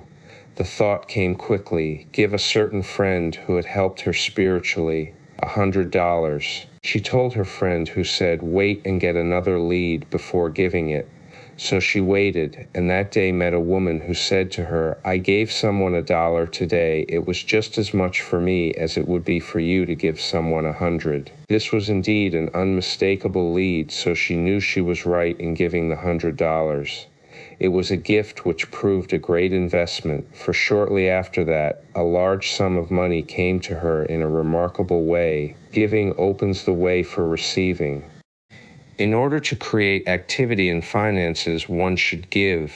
Tithing, or giving 1/10 of one's income, is an old Jewish custom and is sure to bring increase. Many of the richest men in this country have been tithers, and I have never known it to fail as an investment. The 10th part goes forth and returns blessed and multiplied. But the gift or tithe must be given with love and cheerfulness, for God loveth a cheerful giver. Bills should be paid cheerfully. All money should be sent forth fearlessly and with a blessing. This attitude of mind makes man master of money. It is his to obey, and his spoken word then opens vast reservoirs of wealth. Man himself limits his supply by his limited vision. Sometimes the student has a great realization of wealth, but is afraid to act. The vision and action must go hand in hand, as in the case of the man who bought the fur-lined overcoat. A woman came to me asking me to speak the word for a position, so I demanded, Infinite Spirit, open the way for this woman's right position. Never ask for just a position. Ask for the right position, the place already planned in divine mind, as it is the only one that will give satisfaction. I then gave thanks that she had already received, and that it would manifest quickly. Very soon she had 3 positions offered her, 2 in New York and 1 in Palm Beach, and she did not know which to choose. I said, ask for a definite lead. The time was almost up and was still undecided when one day she telephoned. When I woke up this morning, I could smell Palm Beach. She had been there before and knew its balmy fragrance. I replied, well, if you can smell Palm Beach from here, it is certainly your lead. She accepted the position, and it proved a great success. Often one's lead comes at an unexpected time. One day I was walking down the street when I suddenly felt a strong urge to go to a certain bakery, a block or 2 away. The reasoning mind resisted, arguing there is nothing there that you want. However, I had learned not to reason, so I went to the bakery, looked at everything, and there was certainly nothing there that I wanted. But coming out, I encountered a woman I had thought of often, and who was in great need of the help which I could give her. So often one goes for one thing and finds another. Intuition is a spiritual faculty and does not explain, but simply points the way. A person often receives a lead during a treatment. The idea that comes may seem quite irrelevant, but some of God's leadings are mysterious. In the class one day, I was treating that each individual would receive a definite lead. A woman came to me afterwards and said, "While you were treating, I got the hunch to take my furniture out of storage and get an apartment." The woman had come to be treated for health.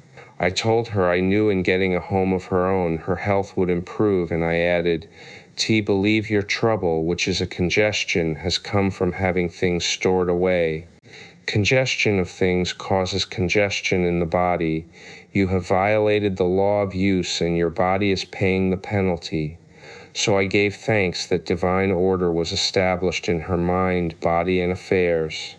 People little dream of how their affairs react on the body. There is a mental correspondence for every disease. A person might receive instantaneous healing through the realization of his body being a perfect idea in divine mind, and therefore whole and perfect. But if he continues his destructive thinking, hoarding, hating, fearing, condemning, the disease will return. Jesus Christ knew that all sickness came from sin, but admonished the leper after the healing to go and sin no more, lest a worse thing come upon him. So man's soul or subconscious mind must be washed whiter than snow for permanent healing, and the metaphysician is always delving deep for the correspondence. Jesus Christ said, "Condemn not, lest ye also be condemned. Judge not, lest ye be judged." Many people have attracted disease and unhappiness through condemnation of others. What man condemns in others he attracts to himself. For example, a friend came to me in anger and distress because her husband had deserted her for another woman. She condemned the other woman and said continually she knew he was a married man and had no right to accept his attentions. I replied, "Stop condemning the woman, bless her, and be through with the situation. Otherwise, you are attracting the same thing to yourself." She was deaf to my words, and a year or two later became deeply interested in a married man herself. Man picks up a live wire whenever he criticizes or condemns, and may expect a shock. Indecision is a stumbling block in many a pathway. In order to overcome it, make the statement repeatedly, 7 a.m. always under direct inspiration. I make right decisions quickly. These words impress the subconscious, and soon one finds himself awake and alert, making his right moves without hesitation. I have found it destructive to look to the psychic plane for guidance, as it is the plane of many minds and not the one mind. As man opens his mind to subjectivity, he becomes a target for destructive forces. The psychic plane is the result of man's mortal thought and is on the plane of opposites. He may receive either good or bad messages. The science of numbers and the reading of horoscopes keep man down on the mental or mortal plane, for they deal only with the karmic path. I know of a man who should have been dead years ago according to his horoscope, but he is alive and a leader of one of the biggest movements in this country for the uplift of humanity. It takes a very strong mind to neutralize a prophecy of evil. The student should declare, "Every false prophecy shall come to naught. Every plan my Father in heaven has not planned shall be dissolved and dissipated. The divine idea now comes to pass." However, if any good message has ever been given, one of coming happiness or wealth, harbor and expect it, and it will manifest sooner or later through the law of expectancy. Man's will should be used to back the universal will. I will that the will of God be done. It is God's will to give every man every righteous desire of his heart, and man's will should be used to hold the perfect vision without wavering. The prodigal son said, "I will arise and go to my father." It is indeed often an effort of the will to leave the husks and swine of mortal thinking. It is so much easier for the average person to have fear than faith. So faith is an effort of the will. As man becomes spiritually awakened, he recognizes that any external inharmony is the correspondence of mental inharmony. If he stumbles or falls, he may know he is stumbling or falling in consciousness. One day, a student was walking along the street condemning someone in her thoughts. She was saying mentally, "That woman is the most disagreeable woman on earth." when suddenly 3 Boy Scouts rushed around the corner and almost knocked her over. She did not condemn the Boy Scouts, but immediately called on the law of forgiveness and saluted the divinity in the woman. Wisdom's ways are ways of pleasantness, and all her paths are peace. When one has made his demands upon the universal, he must be ready for surprises. Everything may seem to be going wrong when in reality it is going right. For example, a woman was told that there was no loss in divine mind. Therefore, she could not lose anything which belonged to her. Anything lost would be returned, or she would receive its equivalent. Several years previously, she had lost $2,000. She had loaned the money to a relative during her lifetime, but the relative had died, leaving no mention of it in her will. The woman was resentful and angry, and as she had no written statement of the transaction, she never received the money, so she determined to deny the loss and collect the $2,000 from the Bank of the Universal. She had to begin by forgiving the woman, as resentment and unforgiveness closed the doors of this wonderful bank. She made this statement: "I deny loss. There is no loss in divine mind. Therefore, I cannot lose the $2,000, which belong to me by divine right. As one door shuts, another door opens." She was living in an apartment house which was for sale, and in the lease was a clause stating that if the house was sold, the tenants would be required to move out within 90 days. Suddenly, the landlord broke the leases and raised the rent. Again, injustice was on her pathway, but this time she was undisturbed. She blessed the landlord and said, "As the rent has been raised, it means that it'll be that much richer, for God is my supply." New leases were made out for the advanced rent, but by some divine mistake, the 90 days clause had been forgotten. Soon after, the landlord had an opportunity to sell the house. On account of the mistake in the new leases, the tenants held possession for another year. The agent offered each tenant $200 if he would vacate. Several families moved. 3 remained, including the woman. A month or 2 passed, and the agent again appeared. This time he said to the woman, "Will you break your lease for the sum of $1,500? It flashed upon her, "Here comes the $2,000. She remembered having said to friends in the house, "We will all act together if anything more is said about leaving." So her aid was to consult her friends. These friends said, "Well, if they have offered you $1,500, they will certainly give $2,000. So she received a check for $2,000 for giving up the apartment.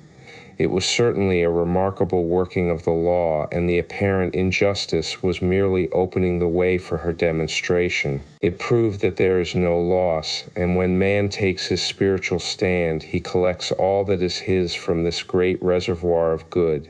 He will restore to you the years the locusts have eaten. The locusts are the doubts, fears, resentments, and regrets of mortal thinking. These adverse thoughts alone rob man. For no man gives to himself but himself, and no man takes away from himself but himself. Man is here to prove God and to bear witness to the truth, and he can only prove God by bringing plenty out of lack and justice out of injustice. Prove me now herewith, saith the Lord of hosts, if I will not open you the windows of heaven, and pour out a blessing that there shall not be room enough to receive it. Perfect self-expression or the divine design, no wind can drive my bark astray, nor change the tide of destiny.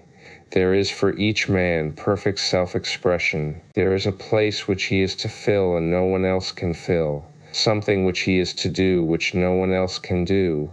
It is his destiny. This achievement is held a perfect idea in divine mind, awaiting man's recognition. As the imaging faculty is the creative faculty, it is necessary for man to see the idea before it can manifest.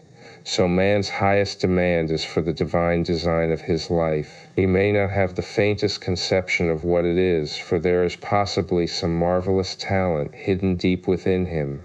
His demand should be, "Infinite Spirit, open the way for the divine design of my life to manifest. Let the genius within me now be released. Let me see clearly the perfect plan." The perfect plan includes health, wealth, love, and perfect self-expression.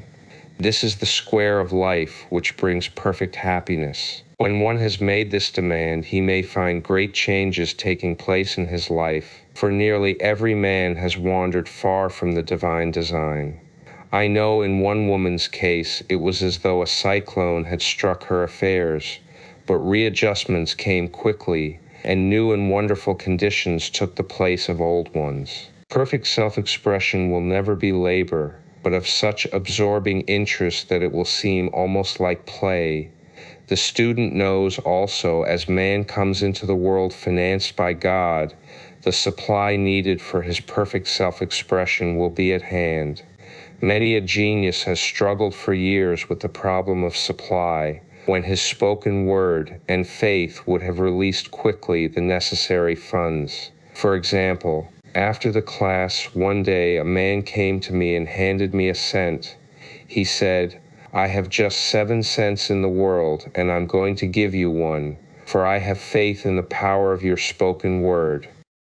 I want you to speak the word for my perfect self-expression and prosperity." I spoke the word and did not see him again until a year later.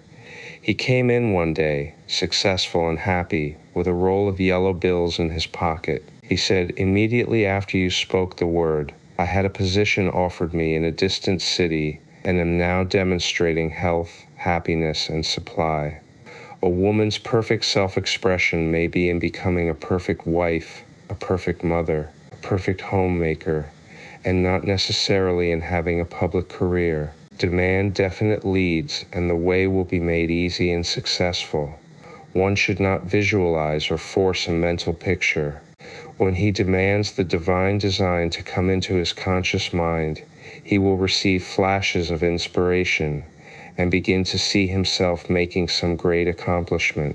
This is the picture or idea he must hold without wavering. The thing man seeks is seeking him. The telephone was seeking Bell. Parents should never force careers and professions upon their children. With a knowledge of spiritual truth, the divine plan could be spoken for, early in childhood or prenatally. Prenatal treatment should be, let the God in this child have perfect expression. Let the divine design of his mind, body, and affairs be made manifest throughout his life, throughout eternity. God's will be done, not man's. God's pattern, not man's pattern, is the command we find running through all the scriptures. And the Bible is a book dealing with the science of the mind. It is a book telling man how to release his soul or subconscious mind from bondage. The battles described are pictures of man waging war against mortal thoughts. A man's foes shall be they of his own household. Every man is Jehoshaphat, and every man is David, who slays Goliath, mortal thinking, with the little white stone, faith. So man must be careful that he is not the wicked and slothful servant who buried his talent. There is a terrible penalty to be paid for not using one's ability. Often fear stands between man and his perfect self-expression. Stage fright has hampered many a genius. This may be overcome by the spoken word or treatment. The individual then loses all self-consciousness and feels simply that he is a channel for infinite intelligence to express itself through. He is under direct inspiration, fearless and confident, for he feels that it is the Father within him who does the work. A young boy came often to my class with his mother. He asked me to speak the word for his coming examinations at school. I told him to make the statement, "I am one with infinite intelligence. I know everything I should know on this subject." He had an excellent knowledge of history, but was not sure of his arithmetic. I saw him afterwards, and he said, "I spoke the word for my arithmetic, and passed with the highest honors, but thought I could depend on myself for history, and got a very poor mark." Man often receives a setback when he is too sure of himself, which means he is trusting to his personality and not the Father within.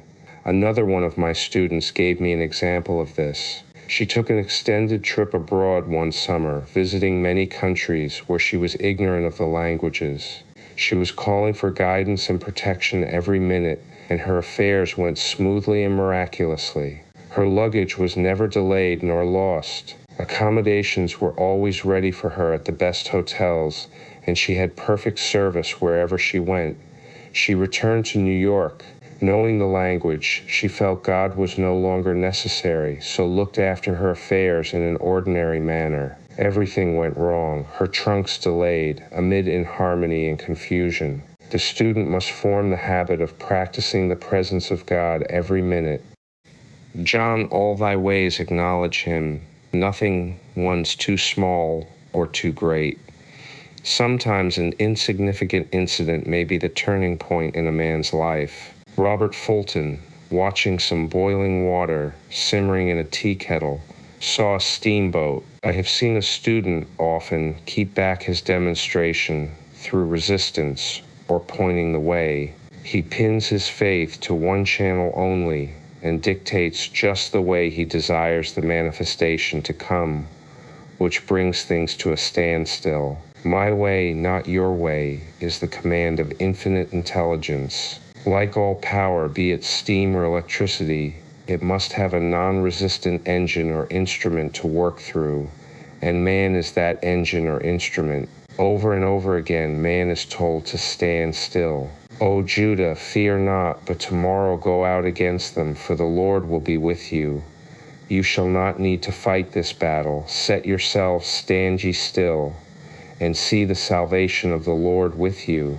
We see this in the incidents of the $2,000 coming to the woman through the landlord when she became non-resistant and undisturbed, and the woman who won the man's love after all suffering had ceased. The student's goal is poise. Poise one's power, for it gives God power a chance to rush through man, to will and to do its good pleasure. Poised, he thinks clearly and makes right decisions quickly. He never misses a trick. Anger blurs the visions, poisons the blood, is the root of many diseases, and causes wrong decision leading to failure. It has been named one of the worst sins, as its reaction is so harmful. The student learns that in metaphysics, sin has a much broader meaning than in the old teaching. Whatsoever one's not of faith is sin. He finds that fear and worry are deadly sins. They are inverted faith, and through distorted mental pictures bring to pass the thing he fears. His work is to drive out these enemies from the subconscious mind. When man one's fearless, he is finished. Maeterlinck says that man is God afraid, so as we read in the previous chapters, man can only vanquish fear by walking up to the thing he one's afraid of. When Jehoshaphat and his army prepared to meet the enemy, singing, "Praise the Lord, for his mercy endureth forever," they found their enemies had destroyed each other, and there was nothing to fight. For example, a woman asked a friend to deliver a message to another friend. The woman feared to give the message, as the reasoning mind said, "Don't get mixed up in this affair. Don't give that message." She was troubled in spirit, for she had given her promise. At last she determined to walk up to the lone and call on the law of divine protection. She met the friend to whom she was to deliver the message. She opened her mouth to speak it, when her friend said, "So-and-so has left town." This made it unnecessary to give the message, as the situation depended upon the person being in town. As she was willing to do it, she was not obliged to. As she did not fear, the situation vanished. The student often delays his demonstration through a belief in incompletion. He should make this statement: "In divine mind there is only completion. Therefore my demonstration is completed. My perfect work, my perfect home, my perfect health."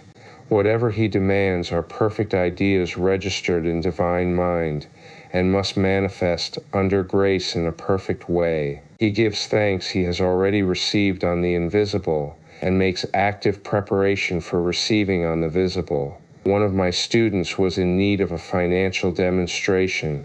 She came to me and asked why it was not completed. I replied, "Perhaps you are in the habit of leaving things unfinished, and the subconscious has gotten into the habit of not completing, as the without, so the within." She said, "You are right. I often begin things and never finish them. So go home and finish something I commenced weeks ago, and I know it will be symbolic of my demonstration." So she sewed assiduously. and the article was soon completed. Shortly after, the money came in a most curious manner. Her husband was paid his salary twice that month. He told the people of their mistake, and they sent word to keep it. When man asks, believing, he must receive, for God creates his own channels. I have been sometimes asked, suppose one has several talents, how is he to know which one to choose? Demand to be shown definitely. Say, Infinite Spirit, give me a definite lead. Reveal to me my perfect self-expression. Show me which talent I am to make use of now. I have known people to suddenly enter a new line of work and be fully equipped with little or no training. So make the statement, J am fully equipped for the divine plan of my life. And be fearless in grasping opportunities. Some people are cheerful givers but bad receivers. They refuse gifts through pride or some negative reason, thereby blocking their channels, and invariably find themselves eventually with little or nothing. For example, a woman who had given away a great deal of money had a gift offered her of several $1,000s. She refused to take it, saying she did not need it. Shortly after that, her finances were tied up, and she found herself in debt for that amount. Man should receive gracefully the bread returning to him upon the water. Freely ye have given, freely ye shall receive. There is always the perfect balance of giving and receiving, and though man should give without thinking of returns, he violates law if he does not accept the returns which come to him. For all gifts are from God, man being merely the channel. A thought of lack should never be held over the giver. For example, when the man gave me the 1 cent, I did not say, poor man, he cannot afford to give me that. I saw him rich and prosperous with his supply pouring in. It was this thought which brought it. If one has been a bad receiver, he must become a good one and take even a postage stamp if it is given him, and open up his channels for receiving. The Lord loveth a cheerful receiver, as well as a cheerful giver. I have often been asked why one man is born rich and healthy, and another poor and sick. Where there is an effect, there is always a cause. There is no such thing as chance. This question is answered through the law of reincarnation. Man goes through many births and deaths until he knows the truth which sets him free. He is drawn back to the earth plane through unsatisfied desire to pay his karmic debts or to fulfill his destiny. The man born rich and healthy has had pictures in his subconscious mind in his past life of health and riches, and the poor and sick man of disease and poverty. Man manifests on any plane the sum total of his subconscious beliefs. However, birth and death are man-made laws, for the wages of sin is death. The Adamic fall in consciousness through the belief in two powers. The real man, spiritual man, is birthless and deathless. He never was born and has never died. As he was in the beginning, he is now and ever shall be. So through the truth, man is set free from the law of karma, sin and death, and manifests the man made in his image and likeness. Man's freedom comes through fulfilling his destiny, bringing into manifestation the divine design of his life. His Lord will say unto him, Well done, thou good and faithful servant. Thou hast been faithful over a few things. I will make thee ruler over many things, death itself. Enter thou into the joy of thy Lord, eternal life. Denials and affirmations. Thou shalt also decree a thing, and it shall be established unto thee. All the good that is to be made manifest in man's life is already an accomplished fact in divine mind, and is released through man's recognition, or spoken word. So he must be careful to decree that only the divine idea be made manifest, for often he decrees through his idle words failure or misfortune. It is therefore of the utmost importance to word one's demands correctly as stated in a previous chapter. If one desires a home, friend, position, or any other good thing, make the demand for the divine selection. For example, Infinite Spirit, open the way for my right home, my right friend, my right position. I give thanks it now manifests under grace in a perfect way. The latter part of the statement is most important. For example, I knew a woman who demanded $1,000. Her daughter was injured, and they received $1,000 indemnity, so it did not come in a perfect way. The demand should have been worded in this way: Infinite Spirit, I give thanks that the $1,000 which one's mine by divine right is now released and reaches me under grace in a perfect way. As one grows in a financial consciousness, he should demand that the enormous sums of money which are his by divine right reach him under grace in perfect ways. It is impossible for man to release more than he thinks is possible, for one is bound by the limited expectancies of the subconscious. He must enlarge his expectancies in order to receive in a larger way. Man so often limits himself in his demands. For example, a student made the demand for $600 by a certain date. He did receive it, but heard afterwards that he came very near receiving $1,000, but he was given just $600 as the result of his spoken word. They limited the Holy One of Israel. Wealth is a matter of consciousness. The French have a legend giving an example of this. A poor man was walking along a road when he met a traveler who stopped him and said, "My good friend, I see you are poor. Take this gold nugget, sell it, and you will be rich all your days." The man was overjoyed at his good fortune and took the nugget home. He immediately found work and became so prosperous that he did not sell the nugget. Years passed, and he became a very rich man. One day he met a poor man on the road. He stopped him and said, "My good friend, I will give you this gold nugget, which if you sell will make you rich for life." The mendicant took the nugget, had it valued, and found it was only brass. So we see, the first man became rich through feeling rich, thinking the nugget was gold. Every man has within himself a gold nugget. It is his consciousness of gold, of opulence, which brings riches into his life. In making his demands, man begins at his journey's end, that is, he declares he has already received. "Before ye call, I shall answer." Continually affirming establishes the belief in the subconscious. It would not be necessary to make an affirmation more than once if one had perfect faith. One should not plead or supplicate, but give thanks repeatedly that he has received. The desert shall rejoice and blossom as the rose. This rejoicing, which is yet in the desert state of consciousness, opens the way for release. The Lord's Prayer is in the form of command and demand. Give us this day our daily bread, and forgive us our debts as we forgive our debtors, and ends in praise, for thine is the kingdom and the power and the glory forever. Amen. Concerning the works of my hands, command ye me. So prayer is command and demand, praise and thanksgiving. The student's work is in making himself believe that with God all things are possible. This is easy enough to state in the abstract, but a little more difficult when confronted with a problem. For example, it was necessary for a woman to demonstrate a large sum of money within a stated time. She knew she must do something to get a realization, for realization is manifestation, and she demanded a lead. She was walking through a department store when she saw a very beautiful pink enamel paper cutter. She felt the pull towards it. The thought came, "I haven't a paper cutter good enough to open letters containing large checks." So she bought the paper cutter, which the reasoning mind would have called an extravagance. When she held it in her hand, she had a flash of a picture of herself opening an envelope containing a large check, and in a few weeks she received the money. The pink paper cutter was her bridge of active faith.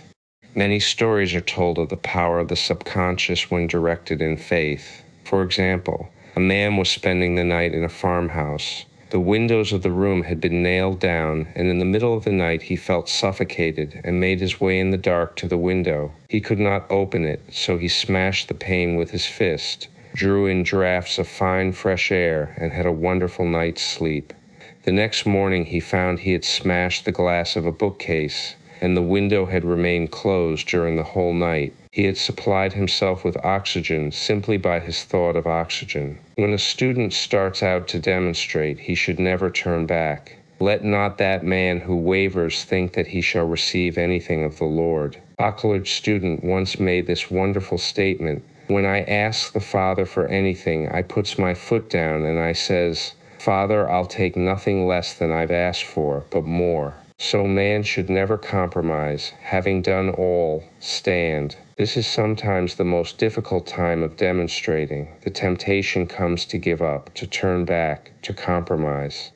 He also serves who only stands and waits. Demonstrations often come at the 11th hour because man then lets go, that is, stops reasoning, and infinite intelligence has a chance to work.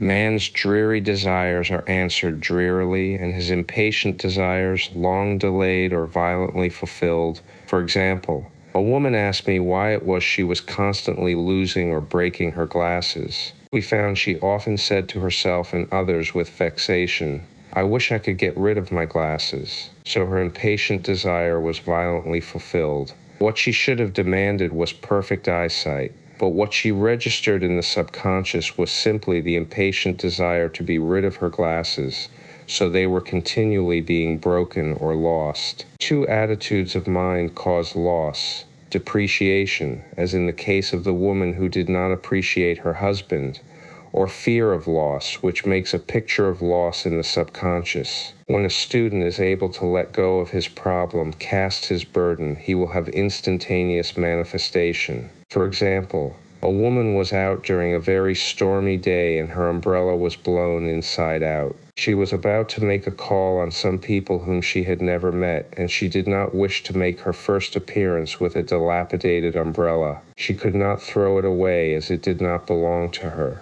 So in desperation she exclaimed, "Oh God, you take charge of this umbrella. I don't know what to do." A moment later, a voice behind her said, "Lady, do you want your umbrella mended?" There stood an umbrella mender. She replied, "Indeed I do." The man mended the umbrella while she went into the house to pay her call, and when she returned she had a good umbrella. So there is always an umbrella mender at hand on man's pathway when one puts the umbrella or situation in God's hands.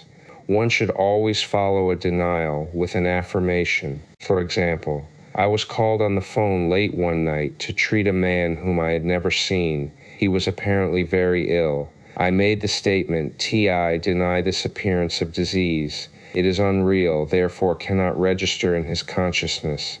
This man is a perfect idea in divine mind, pure substance expressing perfection. There is no time or space in divine mind, therefore the word reaches instantly its destination and does not return void. I have treated patients in Europe and have found that the result was instantaneous. I am asked so often the difference between visualizing and visioning. Visualizing is a mental process governed by the reasoning or conscious mind. Visioning is a spiritual process governed by intuition or the superconscious mind. The student should train his mind to receive these flashes of inspiration and work out the divine pictures through definite leads. When a man can say, "I desire only that which God desires for me," his false desires fade from the consciousness, and a new set of blueprints is given him by the master architect, the God within. God's plan for each man transcends the limitation of the reasoning mind and is always the square of life containing health, wealth, love, and perfect self-expression. Many a man is building for himself in imagination a bungalow when he should be building a palace. If a student tries to force a demonstration through the reasoning mind, he brings it to a standstill. "I will hasten it," saith the Lord. He should act only through intuition or definite leads. Rest in the Lord and wait patiently. Trust also in Him, and He will bring it to pass. I have seen the law work in the most astonishing manner. For example, a student stated that it was necessary for her to have $100 by the following day. It was a debt of vital importance which had to be met. I spoke the word, declaring Spirit was never too late and that the supply was at hand. That evening she phoned me of the miracle. She said that the thought came to her to go to her safe deposit box at the bank to examine some papers. She looked over the papers, and at the bottom of the box was a new $100 bill. She was astounded and said she knew she had never put it there, for she had gone through the papers many times. It may have been a materialization, as Jesus Christ materialized the loaves and fishes. Man will reach the stage where his word is made flesh, or materialized instantly. The fields ripe with the harvest will manifest immediately, as in all of the miracles of Jesus Christ. There is a tremendous power alone in the name Jesus Christ. It stands for truth made manifest. He said, "Whatsoever ye ask the Father, in my name he will give it to you." The power of this name raises the student into the fourth dimension, where he is freed from all astral and psychic influences, and he becomes unconditioned and absolute, as God himself is unconditioned and absolute. I have seen many healings accomplished by using the words "in the name of Jesus Christ." Christ was both person and principle, and the Christ within each man is his Redeemer and salvation. The Christ within is his own fourth dimensional self, the man made in God's image and likeness. This is the self which has never failed, never known sickness or sorrow, was never born, and has never died. It is the resurrection and the life of each man. No man cometh to the Father save by the Son means that God the universal, working on the place of the particular, becomes the Christ in man. And the Holy Ghost means God in action. So daily man is manifesting the Trinity of Father, Son, and Holy Ghost. Man should make an art of thinking. The master thinker is an artist and is careful to paint only the divine designs upon the canvas of his mind. And he paints these pictures with masterly strokes of power and decision, having perfect faith that there is no power to mar their perfection, and that they shall manifest in his life the ideal made real. All power is given man through right thinking to bring his heaven upon his earth, and this is the goal of the game of life. The simple rules are fearless faith, non-resistance, and love. May each reader be now freed from that thing which has held him in bondage through the ages, standing between him and his own, and know the truth which makes him free, free to fulfill his destiny, to bring into manifestation the divine design of his life, health, wealth, love, and perfect self-expression. Be ye transformed by the renewing of your mind. Denials and affirmations for prosperity. God is my unfailing supply, and large sums of money come to me quickly, under grace, in perfect ways, for right conditions. Every plan my Father in heaven has not planned shall be dissolved and dissipated, and the divine idea now comes to pass, for right conditions. Only that which is true of God is true of me, for I and the Father are one. For faith. As I am one with God, I am one with my good, for God is both the giver and the gift. I cannot separate the giver from the gift. For right conditions. Divine love now dissolves and dissipates every wrong condition in my mind, body, and affairs. Divine love is the most powerful chemical in the universe, and dissolves everything which is not of itself. For health. Divine love floods my consciousness with health, and every cell in my body is filled with light. For the eyesight, my eyes are God's eyes. I see with the eyes of spirit. I see clearly the open way. There are no obstacles on my pathway. I see clearly the perfect plan for guidance. I am divinely sensitive to my intuitive leads, and give instant obedience to thy will for the hearing. My ears are God's ears. I hear with the ears of spirit. I am non-resistant and am willing to be led. I hear glad tidings of great joy for right work.